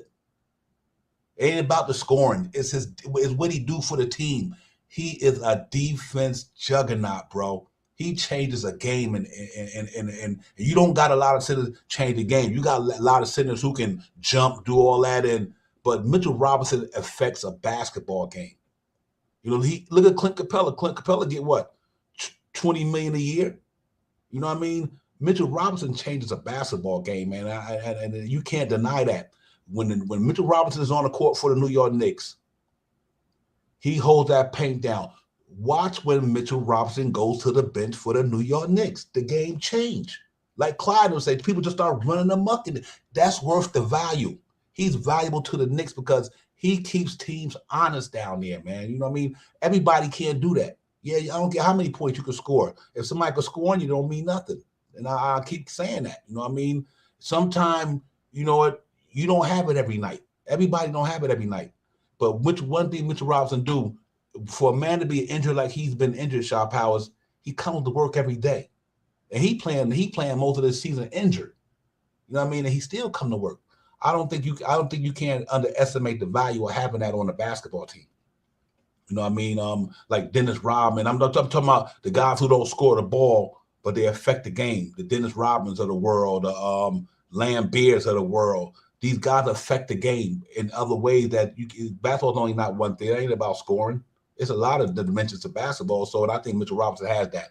And I just think they should pay that man. Just give him his money, and he put his work in. He put his time in. He's getting better. And I think if he wouldn't have been injured, look how much time Shop Howard and Mitchell Robinson missed because of injury. Mm-hmm. Think about if he wouldn't have been injured. He would have been a demon. But his 4 years he's been in the league, he's been injured. So he really never had a full season to really just go out there and grow and get better. The man missed 9 months of basketball, came back and straight out of training camp and played for the Knicks this year. And he's still playing good ball right now. That's the reason why it took him so long, because he had to get back healthy. So I think you got to pay a guy like Mitchell Robinson. If Clint Capella can get it, all these guys can get it. I think Mitchell Robinson can get it. I think he's that good. I really do. I definitely could say this: if the Mitchell Robinson that we've seen since the new year, since January, if that was the Mitchell Robinson that we had in the beginning of the season, I think some things would have changed around. Now, I'm not saying Mitchell Robinson will make us win more games. I'm not saying that by far. But I think the one thing that Mitch has never had since he has been here as a Knick for the 4 years that he's been here is a defensive-minded, perennial point guard. And if you can if you see it now, the way IQ looks for Mitchell Robinson, a lot of the younger team that we have now looks for Mitchell Robinson. IQ looks for him. RJ looks for him. Obi Toppin looks for him. These guys look and scout out for him to get so Mitchell Robinson can get his points. The only thing Mitch has to do next year is learn how to shoot a free throw, get his free throw somewhere in the 70% range, mid seven. So get his free throws up, and maybe learn a jump hook or a jump shot. He doesn't even necessarily have to do that, because I believe if Randall's not here, Mitchell Robinson get more defensive rebounds, and if we have a better point guard to stop the opposing team's point guard driving to the hole or driving the ball and kick it out. If you watch the game, Mitchell Robinson more times out of less is defending someone at the 3-point line, and that's because we don't have a point guard that could play the point guards, or they switch off real easy. Mitch, if you watch the game, and when Mitch is down low, when it's on a defensive rebound, Mitch is the man that's boxing his man. He is boxing his man out to prevent him from getting the defensive rebound getting the offensive rebound where Randall grabs the defensive boards. So Mitchell Robinson is very, very detrimental to the rebounding, because if he blocks his man out or pushes his man out and Randall grabs the rebound, that sometimes is also because of Mitchell Robinson. Yeah, man. He's a valuable part to this thing, man. Like I said, it's just fortunate in the first 4 years of his career, he had a little bit of ups and downs entry-wise, but you've seen what that man could do. I mean, you see how this cat blocked 8 shots in one game in his rookie year. The cat he's a demon on the boards. So here's the thing: we in a jump shoot league, and we are in a jump shot league now. A lot of people shoot jumpers. What's the best thing to have for people who shoot jumpers? A rebounder. So when you miss that shot, your jumper ain't always gonna fall. So when you miss a jump shot, Mitchell Robinson right there.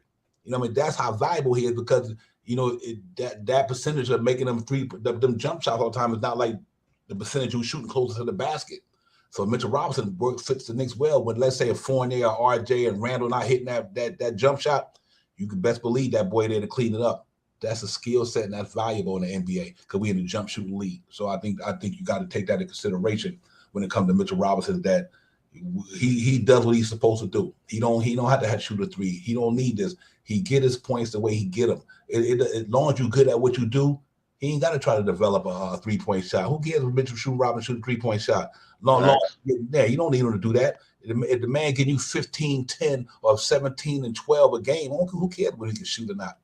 He getting high percentage shots down there at the basket. If Mitchell Robinson dunked the ball 10 times, I couldn't care less. That's 20 points. Mm-hmm. You know what I mean? I ain't worried about nothing else. And I just think that he's that guy, man. I think, but if they don't keep him, then that's understandable. Everybody's tradable. So I mean, realistically, if we don't keep if we don't keep Mitchell Robinson, who are we really going to look to go get?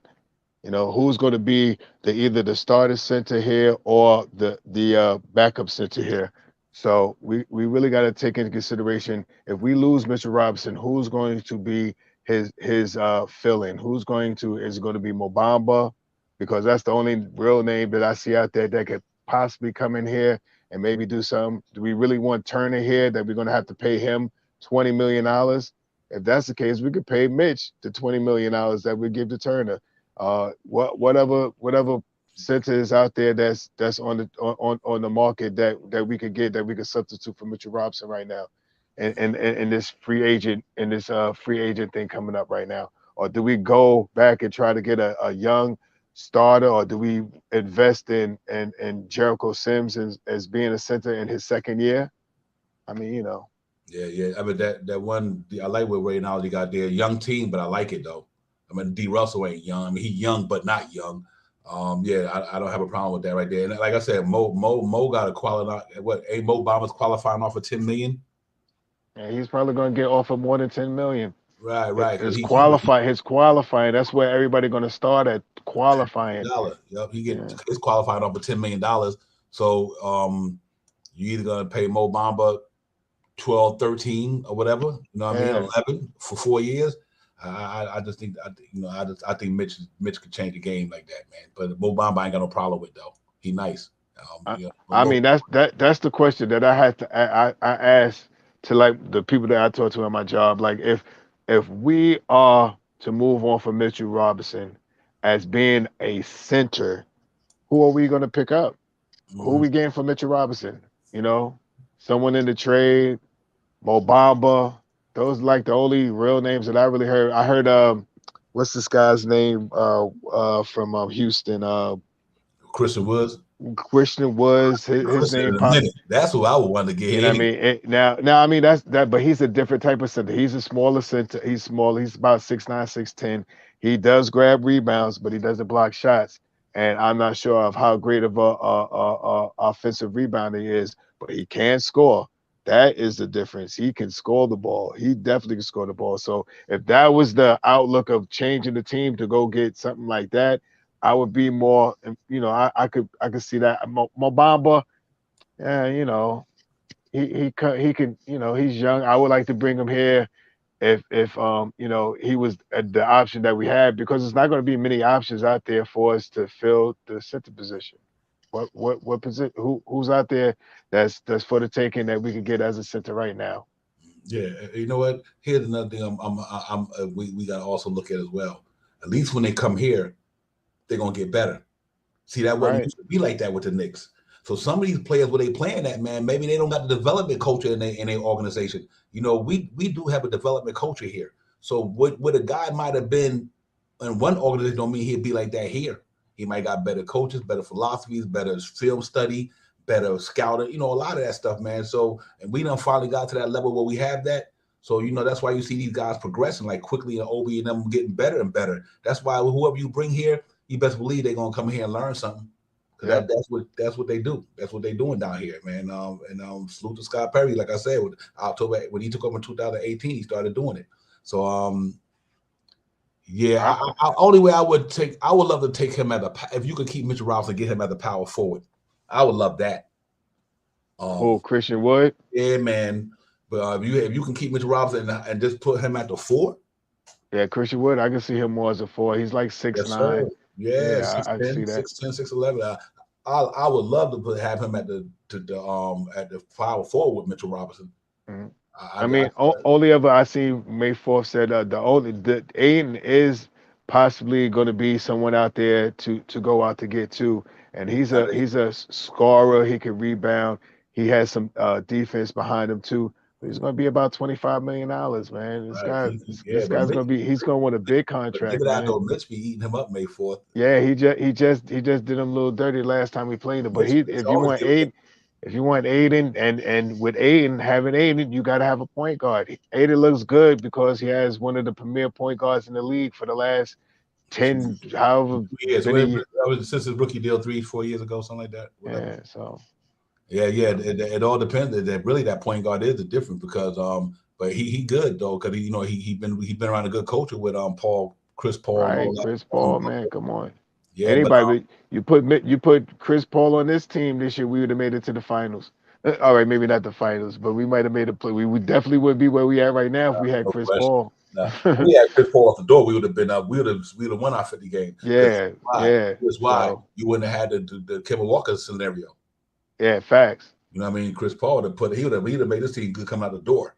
So I prefer Obi. Yeah, he 15. I agree with you. I do too, man. I like Obi there, man. I'm just hoping. See, this is so scary with this Randall thing, man. Like I said, I think that as long as Randall here, you're not gonna get Obi Toppin's maturation and growth on because he, like I said, he ain't gonna be able to get us 25, 20 minutes a game. He just ain't gonna get it. You know what I mean? You know what I mean? I like the Obi Toppin. I like the Cam Reddish. I like the grind. I like all these young dudes, man. We got a lot of young talent down there, but if we don't make no moves, man, it's just gonna be one of them things like we're gonna be doing the same thing this year. Why he ain't playing this guy? Why he ain't playing the guy? That's got to move on for some of them dudes, man. Some of them vets, move them out of here. I'm serious. I think you could turn the keys over and get another guy to help RJ and these guys that like I said can play in a pressure situations. I think RJ will get there because he hit some clutch shot for the Knicks in under pressure. So I do think that would be nice, man. Yeah, real talk. The chat has got it popping, man. Y'all keep it doing there. You already know Ray and Deep Roth and Walter White, everybody, man. Salute Frank Montos, everybody. Let's get it. Yeah, man. I'm hoping that Ray Analogy. I hope Obi Toppin get a fair share next year with time. Right now, it should be his to beat. You know what I mean? Yep, real talk.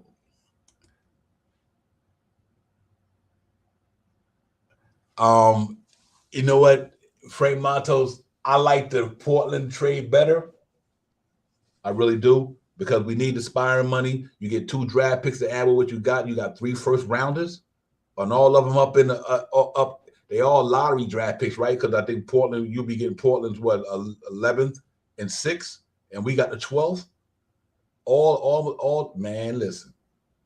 And you know what? Bledsoe got 19 million aspiring. We need that aspiring for RJ Barrett anyway. I mean, you D'Angelo Russell nice, but D'Angelo Russell ain't giving you no 2 draft picks.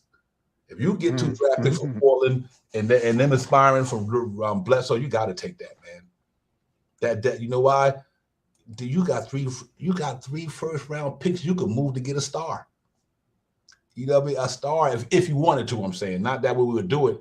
But like say, let's hypothetically, just say hypothetically that if you had to go out to Donovan Mitchell or somebody, you got 3 first rounders, or even like your boy Devontae Murray, you can get him with 2 first rounders. Oh, you definitely get him. Yeah, so I mean, yeah, hey Frank Montos, I definitely got to go with that Portland trade for me. I think D'Angelo Russell nice, but he Lakers, Nets, now Minnesota, now he at Knicks. He's starting to bounce around. And then you're gonna have to pay him. Well, you ain't got to pay him once he aspired, but I like the Portland trade, Shop Powers. I just think that you can't underestimate with 3 first rounders in the upper echelon, up in the top 14. Yeah, That ain't bad. That's tough too. for Malik Beasley, right? Yeah, but where's them picks at though? Because they look like they're going to be in the playoffs anyway. They let everybody get into the playoffs. Randall and Malik Beasley expiring, Pat Beverly expiring, and 2 first rounders. He definitely got a shooter and a point guard who's a dog on the defense, But I like you got McBride back there. You know what I mean? I don't know. That's a good one, Frank. Right, but I like that Portland one though. I think that's an easier one. I think that could be done. I guess the reason why I say I think that Portland deal can happen. I think Damian Lillard would love to have Randall out there. Yeah, He he would. might ask for Randall quickly though. He loves him so quickly. So, but yeah, I can see that Portland one. I like that one, man. That's what you got to do right there. You get to get off a 4-year deal, and get back two lottery picks. One more game cash out. If whether Knicks lost or Atlanta win, Knicks are they officially eliminated. But I know they'll win one more game, so you might as well say they're eliminated. I don't think Atlanta gonna lose all their games for sure.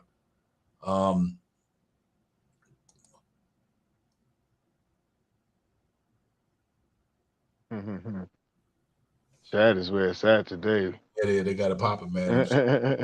Real talk, they got it going on up in there.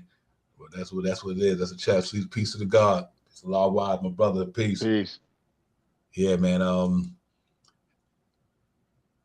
Yeah, it's a whole lot of things out there that could be possible, and there's some trade things that they're talking about. There's a 3-team deal. There was a deal for Randall to go to the Mavs. Portland is one of the big names up there.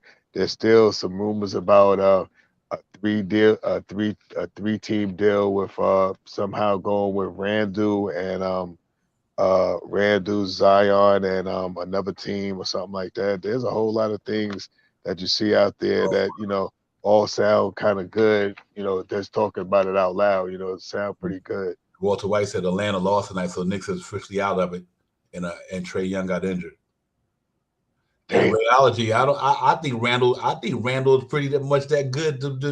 I think the key to it is just I don't think the Knicks should give up nothing. I think it's Randall only. I think Randall is that good to get them 2 picks and aspiring from them, and I think they would do that out there. Because Randall was a 20-10-5 dude. Only 2 dudes in the NBA doing that with him. I think. I mean, let's not let I know he's going through it here, but Randall is a talent. And I think with a person with Damian Lillard, he has CJ McCullough who could score like that from a guard spot. To have a forward who could do that for him, and you go get a couple. I think he might be good with that. I think we can get away with just Randall only. I think the 2 picks is worth it. I know Randall's worth 2 first-round picks. I know that much. Yeah, he's an all-star. He got game. He might be some of the other things that might get on your nerve, but I think he can get it though. I think he can get it. Westbrook. Yeah, I think so too. I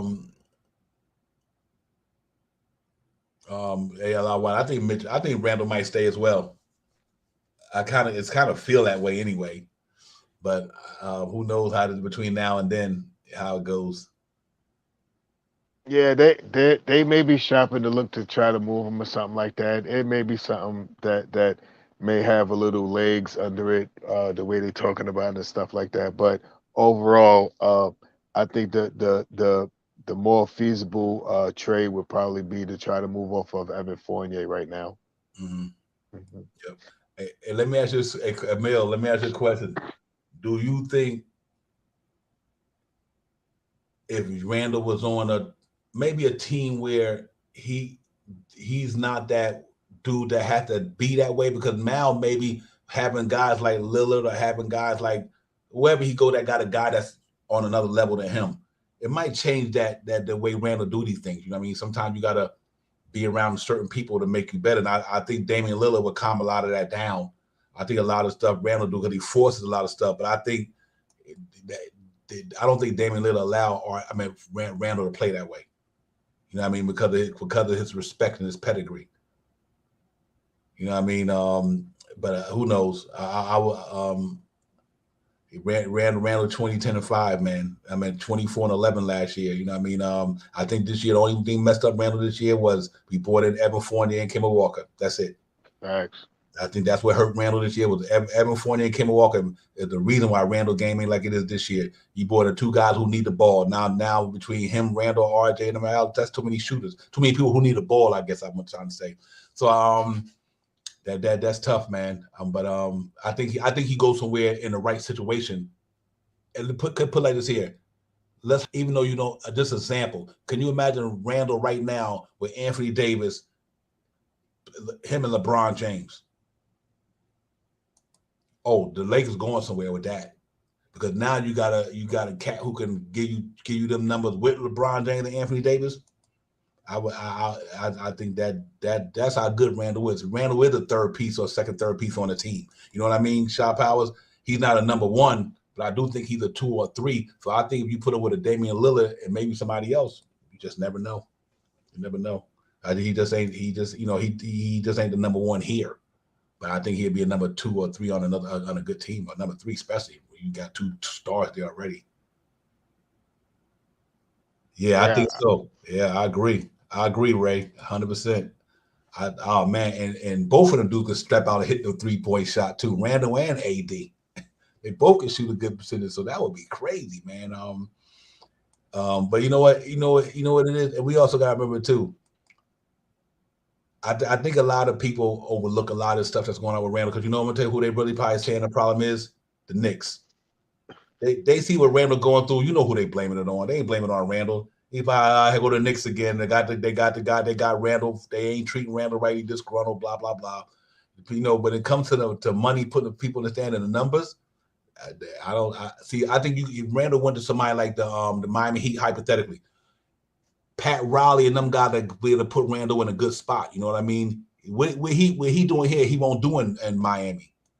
You know what I mean? Not because of Eric Spoelstra and Pat Riley and Mickey Erickson, the culture there. It's just that he got to go to the right culture. You know what I mean? And somebody who can say, listen, man, this is how we do things here. This is what we do. You either accept it or reject it. You know what I mean? I think that's how you got to, that's the type of situation Randall need to be in. Because I think he did in Shaw Powers when he was with Kobe growing up. See, he respected that authority. To me, he respects authority. And I think Randall you got to get him around. If you bring a point guard in here, you can't bring any point guard in here to play with Randall. It got to be somebody he respect, yo. Because if not, it's a waste of time. So I think that's my take on it. But I do think he'll be all right though. Whatever, no matter where if he stays. Hopefully, we just got to make up for this year. Hopefully, it'll be a different season than this year. But we headed to the lottery, and let's hope it all works out for the best. And we land somebody who we can help the team all we can do. But my man Frank Montel got me amped on that Portland thing though. Because I just think that, man, if you could pull it, even named Julius Randle, Fournier, somebody. I think Fournier get you a number 1. You think he get you a number 1? He definitely should be able to get you a number 1, or at least 2 number 2s, 2 second rounds or something. I think Fournier. There's so many scenarios out there, man. But I do like that Portland idea with Julius Randle, and to tell you the honest truth, I wouldn't want anyone back from them. Like you said, I would take some picks back from them, to see what they want to do.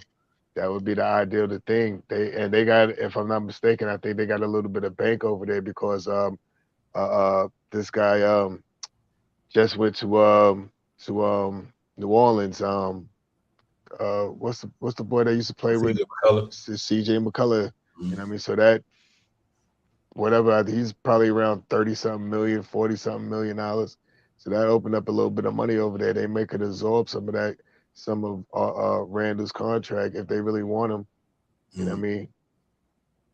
Yeah, right now I do understand what locker room thing is about, and that's why I said bring him to somebody who's got more experienced people around him. You know what I mean? That I understand what the locker room is about. If it ain't no chemistry, no camaraderie, it ain't no everybody on the same page, there's love and everything in there.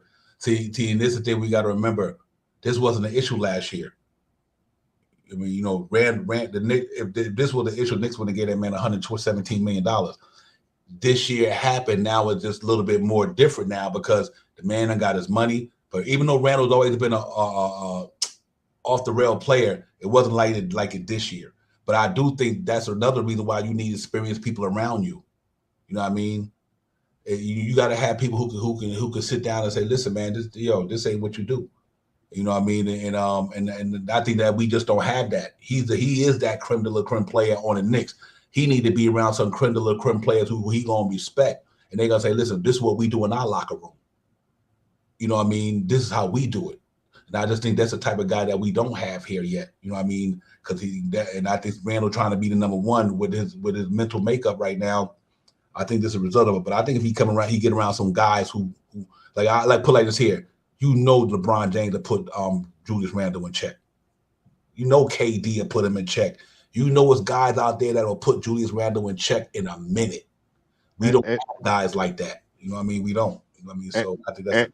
And on top of that, not even so much saying the players itself, the coaches.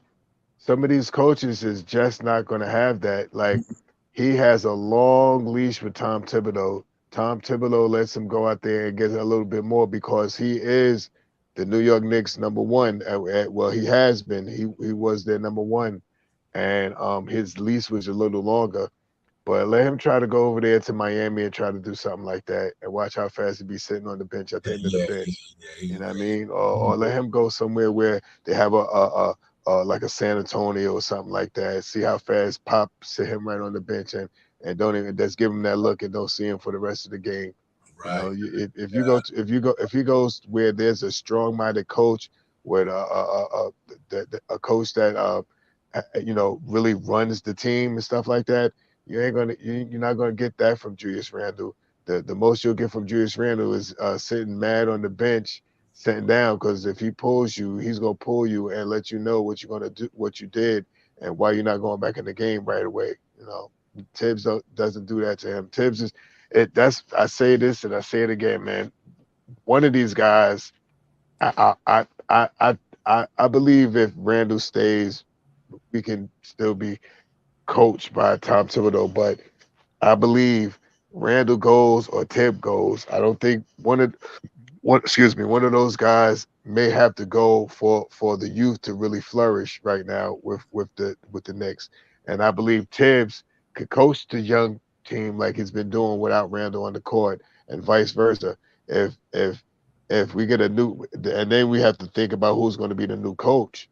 You know, because if we let Tip go, what coach are we going to really bring ahead to set our foundation down here in New York with these young guys?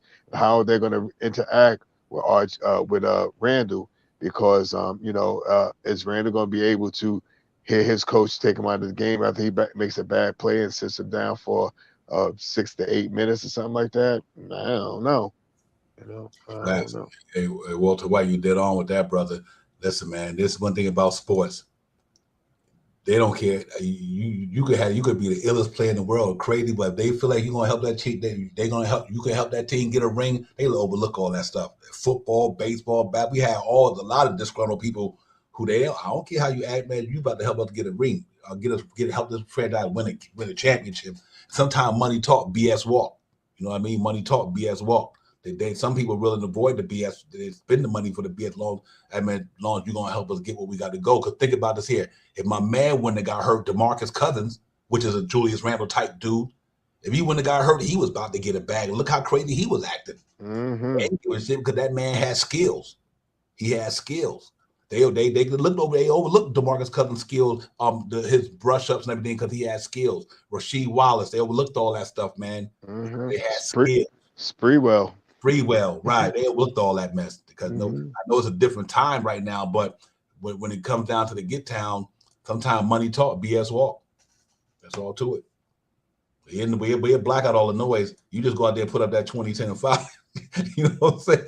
Just put up those stats to help us get to this thing, man. Them owners about making money. And some of them don't care about image. You know, some of them don't. Some of them do, some don't. You know what I mean? And that's how it rolls. It's all about the bottom line to some of them. So Julius Randle will be right here for a minute. You best believe it. Hey, look at my man, Hop. There you go. Here. But here, I just put that out there right now. I'm glad you put Minnesota will. But think about it. Look at Malik Beasley. What he went through. He got signed a good deal and was incarcerated or whatever. And had people ain't trying to, that stuff don't affect them like that. Some people. You know, some people that do. So a real stable franchise that we can work with you. We'll make you all right. But anyway, we ain't gonna do too much to Julius Randle. But I do think that Portland trade would be nice if that really would happen. I think the young man is a talent, man, and one thing you can't teach that. Julius Randle could put the ball in the hole. Julius Rebound could rebound the ball. Julius Rebound could pass the ball.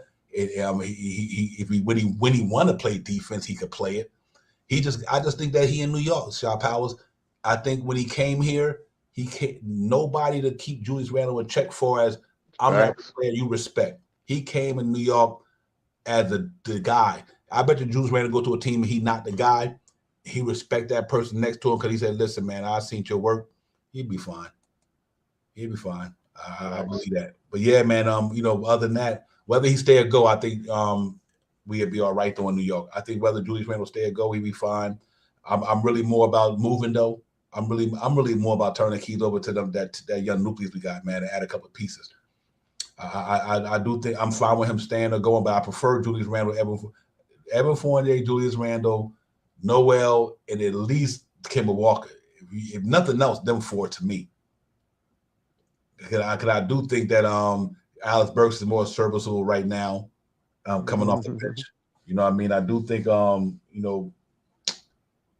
Derrick Rose, obviously, but I think they got to try to run all that mess up out of here, man. Yeah, I kind of see Derrick Rose up out of here. I think Derrick Rose might be, maybe they could find a suitor back for him at Chicago. I think that's where he'll go. Derrick Rose is 30, I think 33 going on 34. If he's not 34 already, he may try to, rush out maybe another 1 or 2 more years, before he retires and stuff like that. So I think to move on from Rose would probably be a great idea. Noel, of course, Kemba, and then see if we could get Taj to relinquish that $5 million and take $1.5 million and give him another 1.5, give him 1.5 million for the year that he's supposed to play next year, and give him one million to be a coach for us, a big man coach, because we're surely going to need one. Mm-hmm. Yeah, absolutely. I think you pay Mitch once a Nick, always a Nick. You got to pay that brother. Give Mitch his money, man. Don't be playing with that. I mean, give it to him, man. If he outside, he want to walk, so be it. But Nick should offer it to him. Nick should try to keep him. I put it like that there. If he don't stay, then know what? It's about the name on the front of the jersey. We just got to replace him. Yeah. But I do think he works. I think he, along with the other nucleus, we got a good thing going for the next 4 or 5 years. You sign him, RJ Barrett, Cam Reddish, Emmanuel quickly still got a couple of years. Grimes and them got 3 years after this. You just got a nice little nucleus right there. And then all you got to do is just kind of pick and plug right there. So that's the reason why I like Mitch. I think Mitch is 23 years old, man. He ain't like the guy 27, 28. Facts. He's 23. Facts. He's still teachable. Yeah, it'd be different if Mitch was like 25, 26, 27. The man is 23 years old, bro. RJ Barrett, 21. Cam Reddish, 22, whatever, 23, whatever. I mean, you got a lot of young stuff down there, man. Obi Toppin, 20, be 24. It's a good thing. IQ 21, 22. Obi 24. Right. Sims like 22, 23. Deuce McBride is like 21, 22. Cam Reddish 22. Grimes 21. RJ 21. Randall 23 going on 24 if he's not 24 yet. Mitchell Robinson, what did I say? RJ. RJ and Mitch, 20, young crew right there, man. That's a young bunch of guys right there, man. Hey, Emil, yeah, real quick. This is how I was bringing that right here. This is what I would do while the Knicks. Check this out. Let's say if you got rid of all them guys you brought in here. Let's hypothetically say you give, I'm just going to throw it out there just to throw it out there, RJ $30 million, right? Let's just hypothetically say you give Cam Reddish $20 million. Let's hypothetically say you give Mitchell Robinson $15 million. That's $65 million between three. Now think about this here. Obi on a rookie deal, Grimes on a rookie deal, Simmons on a rookie deal, Quickly on a rookie deal. 1 million. All them cats are rookie deals. So your cap still is only around, let's say, $80 million. Between RJ, Cam Reddish, and I'm going high. RJ 30 million, Cam Reddish 20 million, Mitchell Robinson 15 million, $65 million. You got 5 other players still on their rookie deals. You know what I mean? You still, let's say McBride, 2 million something, Grimes, 2 million something. So that puts you at 70 million. Then you got Quickly, 2-3 million something. Obi Toppin, I think 5 million. Obi Top, yeah, 6 million. 6 million. So that's put you at what? 70 million? Yeah. No, 80 million. 80 million. No, but yeah. You got 80 million. And the cap is 122. So you still got $42 million to play with. Yeah, that's what giving up Burks, Kemba, right. If you give up Evan, all them guys, that's what I mean. If you give up all them guys that we were talking about, and you just give them 3 and then you got 40 million to plug in either 1 or 2 players at 20 million or 3 players at 18, 50. I mean, I think that if you could get rid of them, that's only hypothetically if you can get rid of them. Yeah, I don't. And talking that way too, because even if we kept Randall, because now I find out he didn't get his incentives this year, so his next contract should be around $24 million next year, 23, 24, something like that. I think he had three incentives. If he would have got it, he would have made 20. I heard a couple of things. I'm not exactly sure, so don't quote me. But I think he's supposed to be estimated to get 24 million. He would have got 26 or 26 million or something if he would have made, like he did this year, an all-star team, or they would have made it to the playoffs or something like that. Yeah, so that's only. That's you said 80 million, so that's another 20. Let's say 20 million, so the math would be easy. So that's 80 million, another 20 million. That's still $100 million. We're still looking at 20 something million dollars, $22 million. Still look at. And you got Joakim Noah money. Yeah, that's coming off. That's another $6 million. Noah money coming off. Yeah, and the $2 million that we got from the Lakers deal and the Cam Reddish deal, Right. So I think that's what you do, man. And like I said, even if you bought in one of them creme de la creme star to play with them for the next 4 years, 5 years, and then knowing that Obi deal will be up one day, you Quickly deal will be up one day, grind, and so by the time you get to that level, I think we'll be ready to compete for a championship. I got to really do a little bit more research too, Divine, because I keep seeing and I keep hearing people say that next year 23-24. Oh, that's 23-24. We 22-23. All right, forget it. I think it's 23-24 that it goes up to 150 million. I don't think it's next year. No, next year it goes. Yeah, next year is 122, and the salary, the luxury tax is 149. 149. You could, your luxury tax is 140. You would be over. You can go over the cap, but your luxury is going to go up to the 149. Yeah. But say that, I mean, so Knicks could bring about a whole bunch of people and go over the cap to sign RJ. They wanted to. Exactly. They can go over the cap to sign RJ. They should need to with the luxury tax, because now if you go over to 150 million, if you go close to the 150 million by the next year, you'll be right back at 150 million or so. Or something like that. I think. So I think that's what I guess what we say to say it. The Knicks in a good place. I like the way the chat. I like the way Will's Silver Surfer coming. Appreciate you, Silver Surfer, man. It's the chat on fire. Make sure y'all hit the like and subscribe. For y'all leave the building. We're gonna get out pretty soon, but the chat is on fire.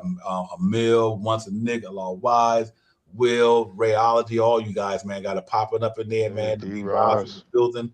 Everybody, May man. 4th.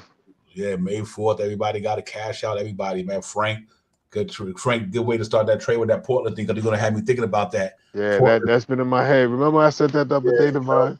Yeah, so Portland got the 11th right now. If you stand as it is right now, Portland got the 11th pick, and Portland got the 6th pick. The 6th pick is a protected one though, but still, bam.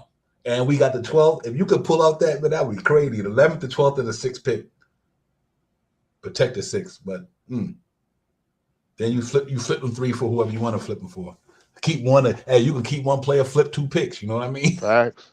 Or whatever. Facts. So it's like you want some Oklahoma City Thunder stuff now, bro. You want some old Thunder stuff now with all them picks they got.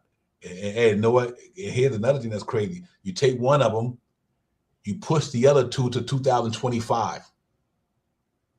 2024, you 223, 2023. Say if you push it to 2023, you have 4 picks because you still got yours, Dallas, and the 2 picks in 1 year. That should be nuts. Knicks can wind up having 2 picks every year. They pull that trade off. That would be real crazy, man. Salute, soul finger, salute. Salute. But I'm excited about the journey, the maturation, man. I think we're gonna be all right. Like my man Kendrick Moore said, we gonna be all right. It's gonna be good, brother. I ain't worried about it. We gonna revamp. We might not do a big rebuild. I mean, who knows? They might bring everybody back. For all I know, Facts. You know what I mean? I ain't got nobody moving. The Knicks might bring back the whole team next year. You ain't lying. Except for maybe Kemba Walker, obviously. But other than that, they might bring back Noel. They like, no, we gonna hold on to these contracts. They expire next year. Trade deadline. Yep, go at it one more time, or at the trading deadline, like you said, they might bring everybody back. Say, wait, and then the trading deadline, we gonna wheel and deal. So you never know. It's definitely possible. It's definitely possible. Shop out. I wouldn't be surprised if Knicks pull something off like that. They say that Leon Rose is cheap. He's frugal. I always mess that word up too. Frugal. He spend when it's worth spending for. If it's not worth spending for, then he ain't doing it. And I could appreciate that because before, in years past, we would give up our first round pick for the next 3 years, 2 second round picks, all our young players to get McDice. Yeah. Right. Yeah, you're right, Ray. It is. I hope Mitch decided to stay here. We got to sometime in July. So I mean, June. I think it's June, like towards the end of June or something like that. So we got some time. Hey, D. Ross, I'm on that. I can see that. Like I said, 2002-year plan. I'm telling you, you get one player here to go with RJ and with all these young guys, and by 2 years from now, we'll be ready to roll because you could go get that dude to come in here and make it happen. Yeah, you're right, Walter White. This team is way better than their record, man. I believe that, man. We just had some bumps. We had some bumps in the road this year, man. Certain things went the wrong way, but I do think we got a nice team down here. I like the team we got down here, man. We got enough young talent. We got enough veterans mixed in with them to not overshadow the young talent just for Tibbs. That's got to open it up a little more. But, hopefully next year, he's now going into next year, he probably see what he got now. You know what I mean? He got to reevaluate these guys better this summer because not quickly, but Grimes and Sims and them, they just got here. It was hard to evaluate how good they really could be until you really had them practicing on a regular. But now that I think he got them, so I think he'd be different. I really do. He got Brock Aller in his ear. Oh my God, I think you're. Yeah, he thinks he's a couponer. He became like 10,000 paper towels too. And he be trying to fleece him. If I tell you what, Brock Aller, he be trying to fleece my boy. Right. I mean, that's what you're supposed to do, man. When you out there and you're trying to make some moves and stuff like that, you want to try to, sell, buy high and sell low, or however that saying goes. So he goes out there, look at the picks that we got since he's been here, and that's all you got to say right now. Mm-hmm. Yeah, he was willing to deal it. That's what he did with Brock Aller did this summer when he moved down. Took the pick, got a pick. Then he traded the 32 for 2 picks. The 30, and when he did it, he only threw it down 2 spots, the 34th and the 36th.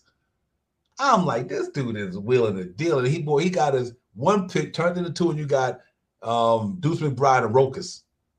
Mm-hmm.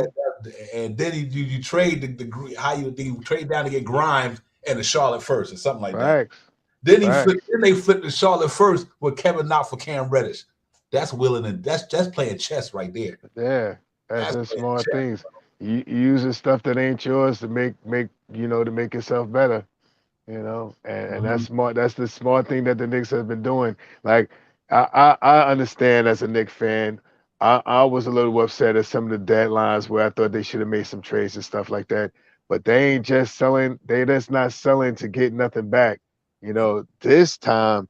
The Knicks are, if they projected to make a trade and they don't like what it sounded like, we're not getting 3 or 4 second round picks or 2 or 3 second round picks or something like that, and it just not sounding like it's not lynching up, they move on from it. And I would rather them stay fast and hold on than to spin, and don't have nothing to for it to be a spin, and don't have nothing to recoup from what they make from it. And I'm down with that. I love you. I'm Right. down with your soul finger. I Hey, feel you. so man, that's real talk. $1.15, bro. I could have said no better myself. That's what it's about. It's getting more for less. Facts. Yeah, that's what you got to do when you're hustling. You know, when you're a hustler, you got to hustle like that. You got to make $1.15, man. Got to turn them nickels into the dollars, bro. That's what they do.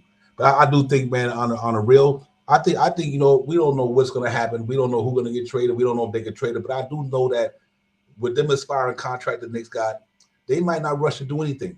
They might not have to rush Shy Power. They might say, listen, we're gonna make one or two little tweaks in the off season, see what Take happens it. in the draft.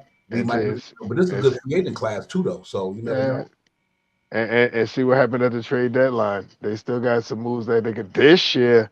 If they keep all the guys that we have right here, they'll definitely have some options at the trade deadline this year. Mm-hmm. A lot of people probably didn't want to move off of some of these trades because it was 1-1, this year, next year, and then the expiring year. Next year, it'll just be 1 year deals. It'll be a 1 year deal for Burks. It'll be a 1 year deal for Kemba. It'll be a 1 year deal for Noel. It'll be a 1 year deal for Rose, a 1 year deal for Taj. And Evan is probably, aside from Randall, is the longest contract. Evan's contract is 2 more years than the plus if they decide to take him. Mm-hmm. And Randall, Randall, we got him for 4 years too. So all the other contracts, man, like the Deuces, we still got him for 3 years. We still got Sims for another 3 years. We got Obi, I think another Two. next year, the year after. I think we got them for another a year and a half or something like that. IQ, another. We got IQ is another big one. He'll be going on his 1, 2. That'll be his third year next year. No, this is his third year, right? Years Uh, left. yeah, so he'll have about 2 years left. Grimes will have 3 years left. So we got a young core right here, man, and something to build for. And if we could get some things in play right now, while we still have these low contracts and these Deuces and the Sims and the Obies and stuff like that. Well, Obi's not really a small contract, but it's a smaller contract. But if we could get some things in here where we still got these young contracts, we'll be all right, man. We get them, we stay here a couple of years, we keep taking away to add to these things, and 2 or 3 years come down, we'll sign one of these guys. Then the next year we'll sign two of the guys who are a minimum extension or something like that. You can have this team together for the next 3 to 5 years, man. So and if they playing good together and stuff like that, maybe we'll see something by the end of this decade, and have a couple of titles under our belt. Mm-hmm. Yeah, I think we be there. I think we gonna get one in the. I'm gonna say 3. I'm gonna say 2 years. I said 2 years without coming to the season, but I didn't know the season was gonna go like this.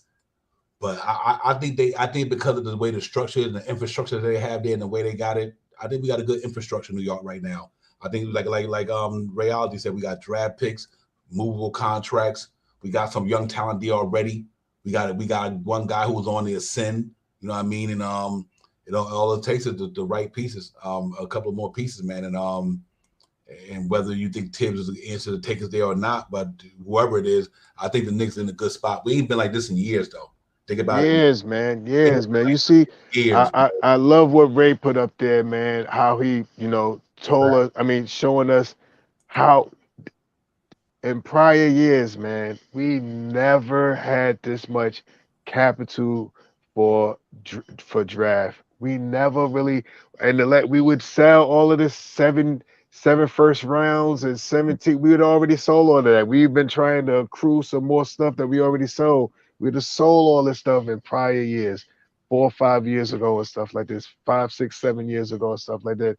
We would have sold all this stuff. Now we have 7 first-round picks and 17 second-round picks from this date, from this draft, going all the way to 2028. Man, we in a really good place, man. We in Right. really good things, man.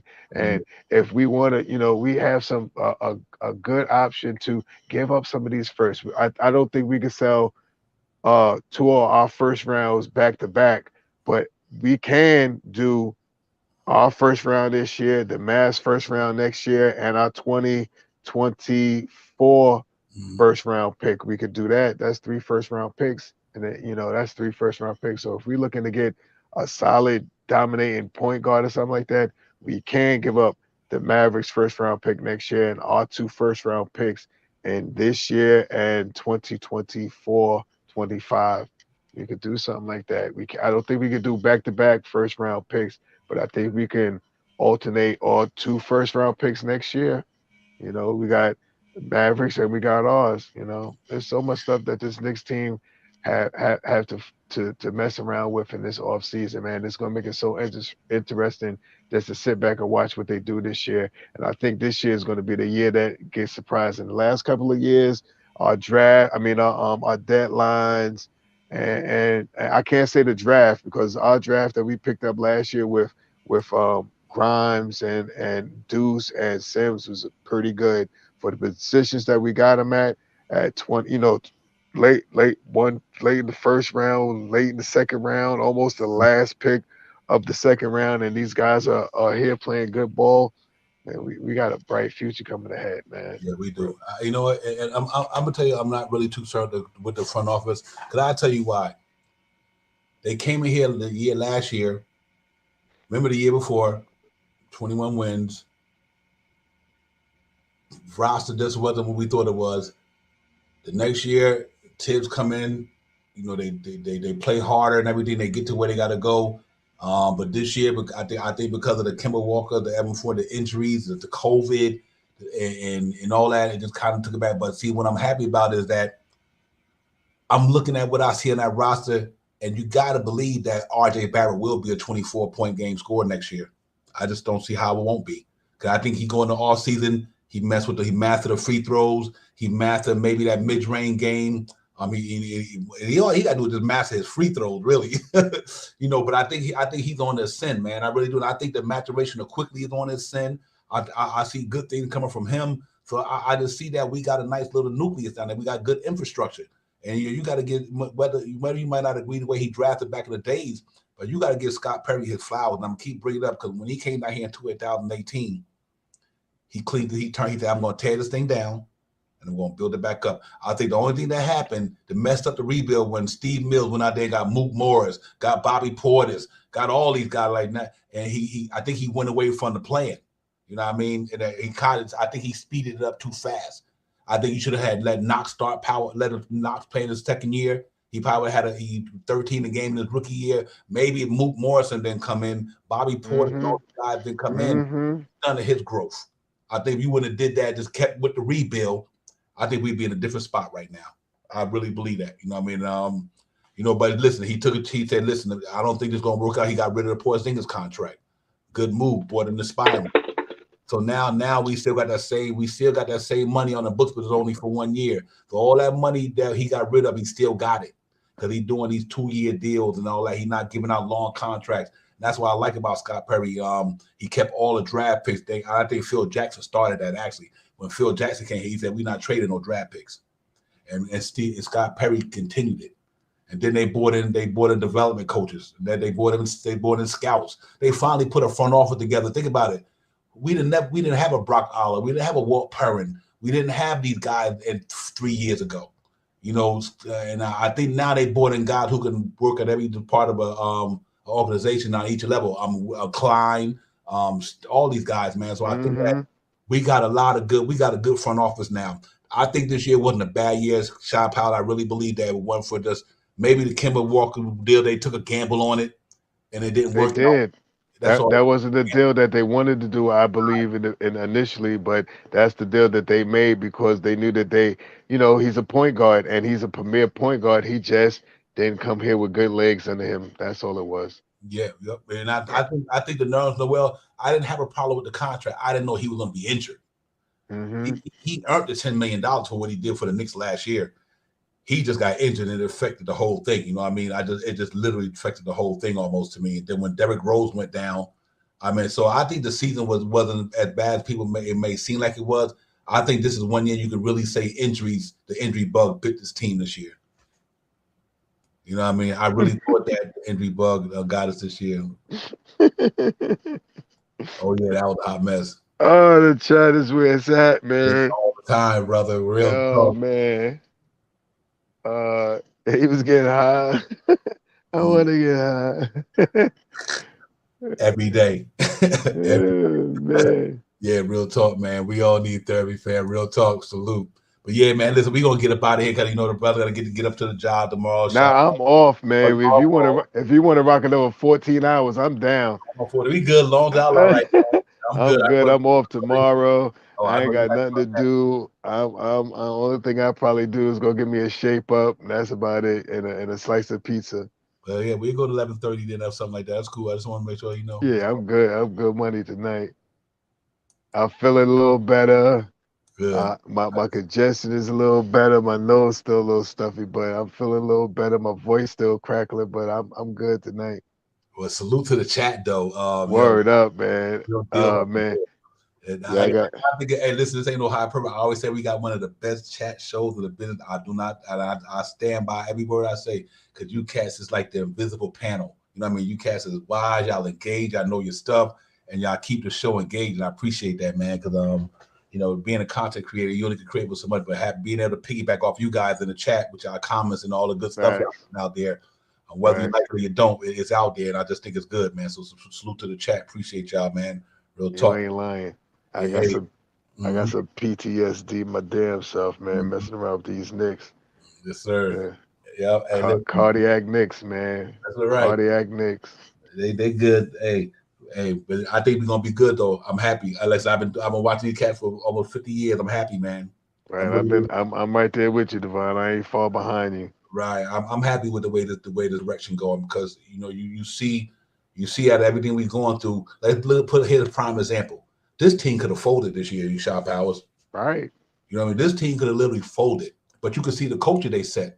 Even though they started off with a abysmal up and down, peaks and valleys season, the cats stayed engaged though. They stepped fighting, they kept learning, they kept getting better. We had a one time in the year we went 8-3 in 11 games, then we went 4 games in a row. So they kept competing, man, and I'm really happy with the direction of the Knicks organization.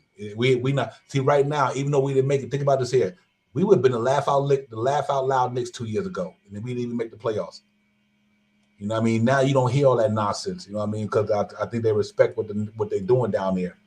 I mean, and they people know who Tibbs is. They know who Scott Perry is, man. The coaches have definitely changed a little bit, man. Let's hope we can keep going and keep just improving. And one day let the Knicks fans go down there and shut down New York City, because if we ever win a championship, I think you had to call the National Guards. You ain't lying. You ain't lying. New York is gonna be a wrap, bro. You'll have to call the National Guard and everybody else. It'll be like Times Square up in this family, yo. So yeah, man, that ticket tape would be ridiculous. And I'm going. I'm going. I might camp. I might bring me out a blue tarp and camp out the night before or something like that. Matter of fact, check it out. What I'm gonna do?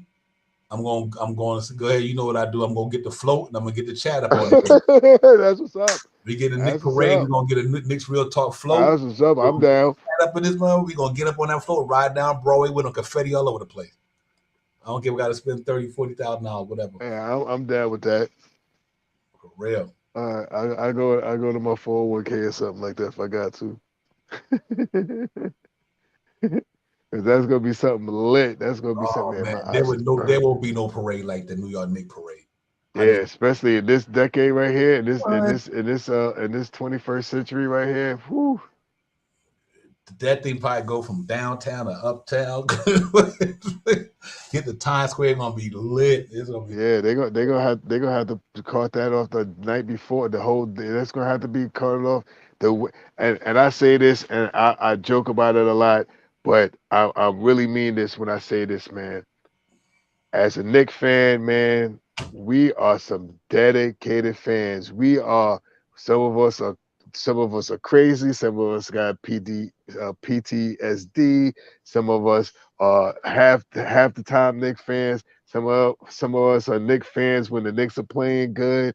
There's so many Knicks fans. I say this again.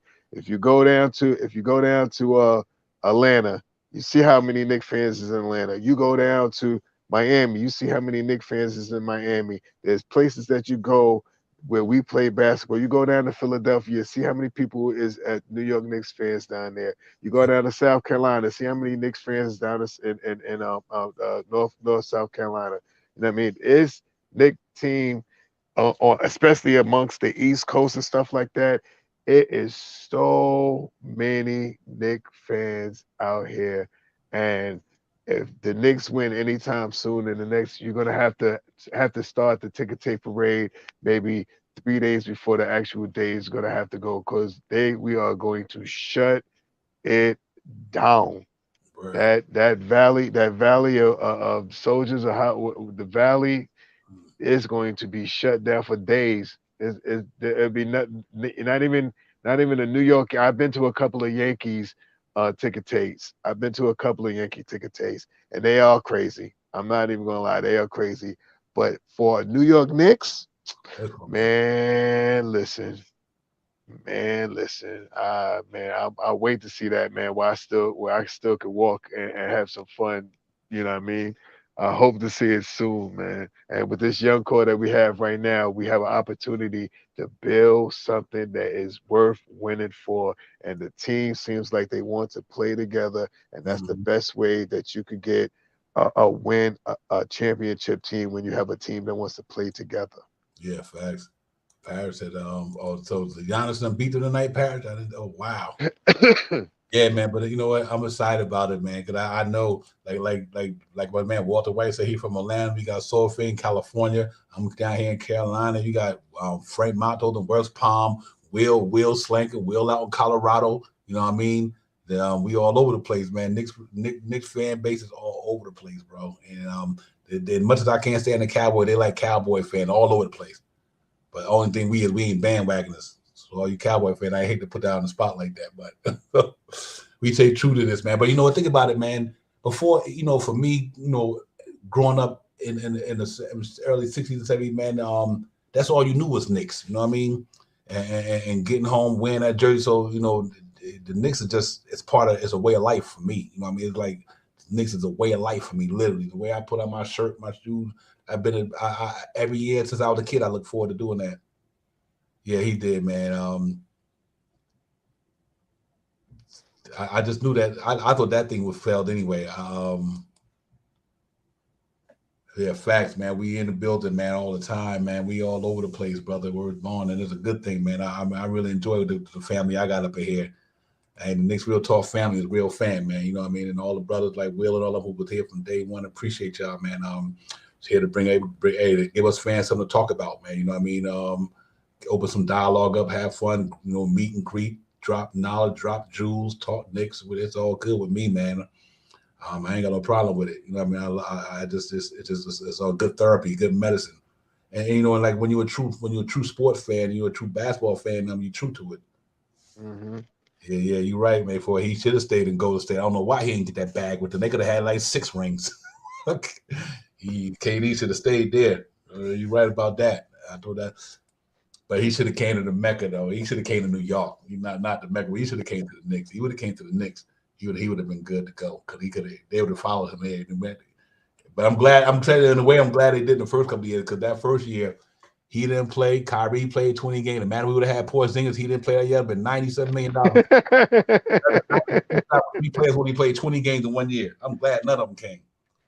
Oh man, you Ah, know, one season that I really regret, and all the time I've been watching. I mean, it's been a couple of seasons, but one season that I wish that we had a chance to really watch, man, and that was the uh 85 season, mm, the 80 four the 84 season when my man from Brooklyn blew his leg out, man. And the next year, we got Patrick Ewing, man. I really wish those two guys could have played together. You know what I all mean? And I think that would have been another turnaround year in '85, right, man. facts. So I really wish that could have happened. But that was one of the years that I was like, ah, man. And then he hurt his leg, and then the next year, that summer, we get Patrick Ewing, man. Yeah, I I was wanted like, Bernard to play with him. And he was oh man, did I coaching that want team Bernard to too. play with him, man? Oh, Ewing we was would have coaching that we might have had a ring that year, man. team. Yep. But I digress. I digress. I was that year when Isaiah had Zach Randolph, Crawford, Marbury. Oh All yeah, that was a these, good year too. I thought they were gonna do something. I thought they could have did something anyway, but things happen. But that was a pretty interesting team. That 80 that Jamal Crawford team. That was a good team right there. Yeah. Yeah, they was a good team. I mean, they had a couple of teams, man, that was good, man. We had a nice stretch in the 80s and the 90s, man. We had a couple of stretches where we really should have won something, man, where we got right there, and Miss Charles Smith. Charles Smith, boom. Man, I hate to Breaks talk along the about. way, bro. Yeah, man. Then the next year he tried to act like he want to be Dunk America and grab all rebounds and whatever. So it was a couple of years.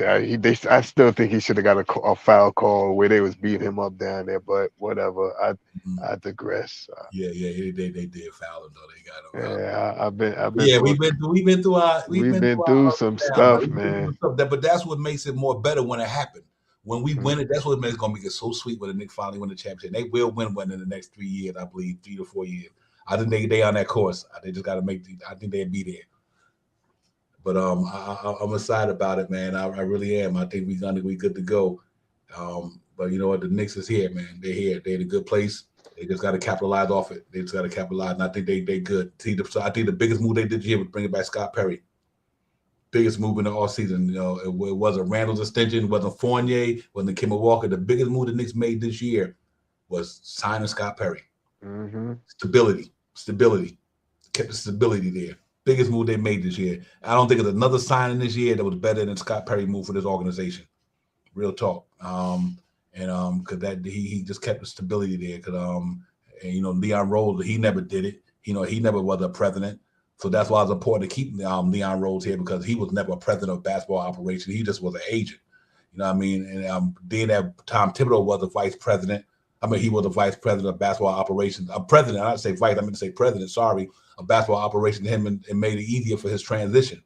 And that's why I understand why the Knicks didn't want to let him go, because Tom Thibodeau was the president, and my man was the GM for years, Scott Perry. It's made it easy for the transition, for real. That's all that CAA tied in together too. They all had some touch of some type of CAA something. Tibbs had a little CAA. Leon had some CAA. All of them got some CAA in them. That's why a lot of the guys we got now come from that type of organization and stuff like that. Mm-hmm. So yeah, man, we good to go. Yeah, Parrot, I kind of agree with you on that, man. You're 100% right on that one, brother. I think he just let him get out of. He let Julius Randle get away with a little bit too much stuff. Yeah, man, too much leash. 100%, brother. Word on, yo. I think that was a big. That's if anything, I can say that he really messed up in that department, because I think it wasn't fair to let him get away with that. But when a young guy do something like you kind of want to hold. You should know when Randall was doing certain things, man. You should have let him know about it. I don't know if he did or not. I'm not there, but it don't seem like he did. I'm not gonna say not where we can see it. He could have been, behind the tables or behind the curtain or whatever you want to call it, but in front, like he did not too long ago when he ripped a little bit into Sims for that defensive play, and it really wasn't Sims' fault. It was more Randall's fault. But Randall stood there, was like, what happened? And he called the timeout and screamed on Sims for what, when it was Randall's fault. But yeah, when Randall and him came together, he gave Randall a little bit of a leash, and Randall ran with the leash, and by the time he tried to stop the button, it was too late. It was too late. And it kind of been that way too, through not only with Randall and Tibbs. It's been like that in the NBA. Sometimes you let your stars get away with more stuff. Yeah. And but sometimes they want to say it's some seniority or pay the dues or whatever the case may be, so they do that. But I think on this team that was a bad example to show when Randall did something that wasn't kosher at the time. He should hold them accountable and let them know there's one team, one name. You know what I mean? Especially this year, man, because this year The Randall's already at I think 12 techs this year. I think he's close to like $200 million in fines this year. You know, he went a little bit overboard, man. I haven't seen someone from the Knicks get that many techs. I mean, he's got to be close to like $10 million every technical foul he gets now. You know what I mean? So, yeah, and like I said, I don't think, if I'm not mistaken, I'm gonna watch the game after we get off again tonight. I don't think I seen Randall chirp at the referees the last game that we played, not once, not like he usually does. Usually he gives him a look and says something to him, or at the timeout he goes over to him and whines and complains. I don't want. Let me take that back. He believes, and I can say that some of the times that I see some of the things that happen, I believe that he could have been fouled there too, but they didn't give him the call. So it's not that he's whining; he just feels that he's not getting those calls that he should be as being the quote unquote star player on this team. So I understand sometimes. Sometimes I understand why he go crazy. But like the other day, he was coming down court, grabbing the rebound. You got the rebound. Let's run up court. He grabbed the rebound. He chirps off to the ref. Blow the whistle. You get a technical foul. Yep. You LIY, know. great point, my brother. That's facts right there, man. To me, and that's what happens. You know what happened, but you know what? Let's hope. I'm looking forward to next year. Whatever happens, I think the Knicks gonna do the right. Facts. I think they're gonna do the right thing, whether Randall here or not. But something got to give though. I mean, I think Tibbs got to reevaluate the way he coached this year. I'm talking about dealing with players, certain players. He got to maybe have. I think now that he's seen the whole year these young guys, I think he have a little bit more trust in them next year because he got to see him a whole year now. You know what I mean? I understand that coming out the gate why he did it. I really do because we was trying to we had playoff aspirations, we had 50-win aspirations, so I kind of get it. Rookie just got here, never played an NBA game. It takes time, but now he got no excuse though. He done seen Grimes, McDyde, Sims, all these guys. So they're gonna come back to the training camp next year. If they focus and ready, hopefully that he did. They help this thing move forward and he don't get too stagnant with it. Because I do think the Obi Toppin thing and the Julius Randle thing got to get resolved, guys. I real talk. I just don't see how that's going to keep going in the next couple of years. Facts. It's that's what is interesting to me. Is one of them going to go? I don't think you keep them both of them. If you do, then you gotta have to play. Somebody had to get played at a certain position where Obi gotta have to get 25 minutes a game. No, there's no way in the world you're gonna keep Obi Toppin on the bench getting 10, 15, 17 minutes a game. Now he can show what he can be. And I think that they got to come to that situation with him and Randall at that 4 spot. If Randall going to be there, I don't know. Do you try to move Obi to a 3? He fast enough. He got to work on some things with his game. By next year, maybe. By next year, you never know. Then if he can work on his game, and hey, I'm willing to put him at the 3, like I told you early in the year. Put him at the 3, positionless basketball. I mean, you got guys bigger than him at the 3 right now playing in the NBA. You know what I mean? LeBron James, a lot of guys that's 6'8", 6'9", playing at the 3 in some teams. So I don't got no problem with because I think Chris Middleton about 6'7", play the 3 every now and then. Because he got Giannis and Brook Lopez, and then you had Chris Middleton at the 3. So it's guys Obi side that play the 3 in the NBA. He just got to work on some things in the gym over the summer, but I think it can happen though. Yeah, facts a lot wise. I think this year he didn't come in really as projected. People were saying that Randall didn't come in shape this year. It wasn't like he did some of the things that he did last year. Of course, that I believe a lot of the beginning of the year he did have his daughter, if I'm not mistaken, and big ups to Yep. Julius for that, and that's could have been a little bit of the what happened in the beginning of the year. But he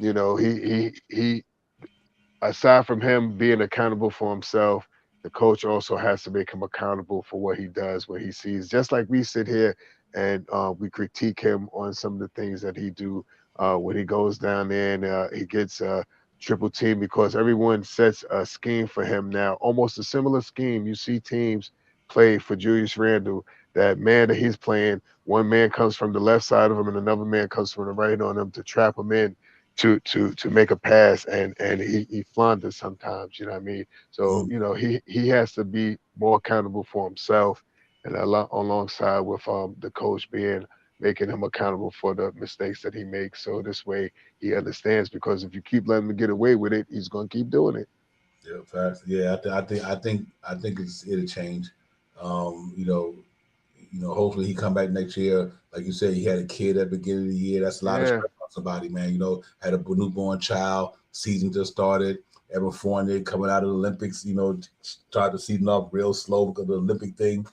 It's a tough year, but you know what? It's all a part about being in the NBA, man, and being in sports. But I think we're gonna be all right though. I think the Knicks will be good. I'm looking at a good year next year, man. I'm really definitely dying to see what they're gonna do with the draft picks, what they're gonna do with the draft this year. facts. Yeah, see what they're gonna do there, and see if they're gonna get any contracts off guys. And but I think we gotta look forward to it. But I'm definitely looking forward to Saturday's game first and foremost. I think that's gonna be Knicks going there. Hopefully they can bounce back and win that game Saturday.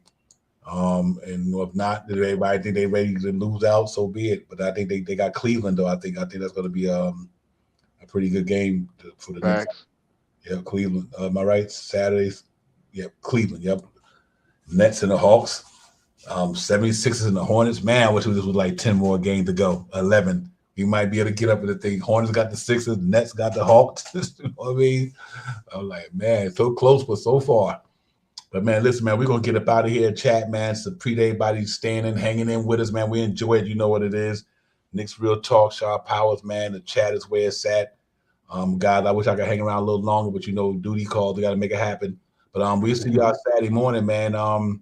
Pre-game, 1 o'clock game, guys, ladies and gents. 1 o'clock Saturday, Knicks in Cleveland. We got a matinee on Saturday? MSG, 1 o'clock. Sheesh. Yeah, 1 o'clock, bro. We off tomorrow. The Knicks play. They got Sunday game against Cavaliers, and then their next game will be. Let me make sure they got the Cavaliers Saturday. Then they off until the 5th. No, the 6th. They got the Nets. Brooklyn, KD, then coming to the Garden Wednesday, April the 6th. You know what I mean? So it's gonna be real good, man.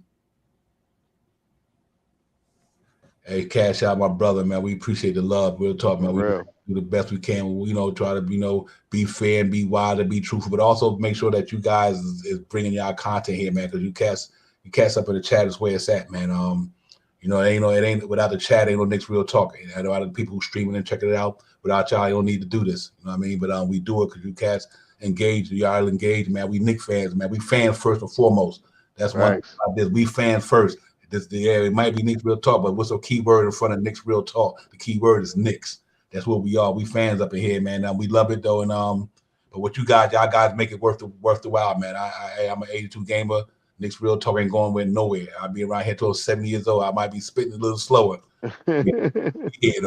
We still be dropping some jewels. We talk about. Hopefully by then we have a couple of championships and I can. Facts for that. Have a couple of championships, man, and all that good stuff, man. But we appreciate you guys for sure, man. The guys are the best, man. Real talk, man. I enjoy engaging conversation with you guys because that's what it's all about. We could be anywhere in the world, but we're right here having dialogue and talking sports, man. Talk about our favorite team, man. Yes, sir. Yes, sir. So we're gonna Kyle, give me a last word, man. We're gonna get up out of here, man. Yeah, Javon, man, as always, you know how it goes, man. Much love always, man. Salute to the chat. I'm telling you, that's where it's at. Y'all guys over there really keep me inspired to keep coming on here since I started coming on with Divine, and to keep the dialogue going on, man. It's always great to agree or to disagree because we still striving for one major thing. Everybody on this platform is always want the Knicks to win. How you perceive the Knicks to win may be a little different, but we all about this thing right here. This thing right here, we all about that right there. It's not what's in the back, it's what's in the front. And you know what I mean? And I respect that from all the guys in here. And tonight my big salute is to I forgot Ray Rayology. Man, you had me chirping tonight, man. So salute to you tonight, man, and peace to everybody out there. Yo, first and foremost, appreciate y'all coming in, man. We'll be on Saturday, Real Talk. Let's give some shout out. Salute to my A-Light. Peace to the God of all wise. Peace, my brother. D. Raj, Cash Out, James Parrish, May 4th. Once a Nick, always a Nick. Parish again, man. Let's get it popping, and can't leave nobody out, man. Salute my man Will the Thrill. Always. Everybody, man, always, brother. D Ross again, May 4th. Facts. Rich. Y'all guys is real. Walter White, my man, Atlanta in the building. Facts. Walter White, Soul Finger, my brother. So Building, you already know what it is. Salute to everybody, man. I hope y'all have a great Friday, man. The Knicks will be on Saturday. We get it popping. Rayology, salute everybody, man. Let's get it, man. Knicks return. Make sure y'all hit that like and subscribe going out the door. Tell a friend, we here, man. tell a friend to tell a friend to tell a friend. Tell them that like to subscribe button don't cost you nothing. You will get rewarded for sure, but get content, great love, and everything. Cause we appreciate y'all. Real talk. Without y'all, ain't no Knicks real talk in the building. But yeah, man, my man Emil Fuller, salute to you. Like I said, the dialogue was good tonight, man. Y'all can't always get it popping anyway, but especially y'all was in here tonight. But listen, man, let's get it, man. Y'all be safe. Enjoy your Friday. Be careful, be safe, and just do your thing, man. Hopefully Saturday morning, man. It's a midday game, 1 o'clock. So I might not be on for that with Divine. I'll probably be at work. You know what I mean? I'm gonna try to chime in. I do one of these. Hold up, mate. You might see more of this, me walking around talking like this, but I'll be on here. That's dedication right there, man. That's love. That's what we know. We appreciate that. Yeah, we be in the building, man. Y'all already know what it is. But salute to everybody. Like I said, man, y'all be safe, man. Y'all have a good one, man. And we definitely holler at y'all down the line, man. Peace out. Peace. Let's get it. Peace.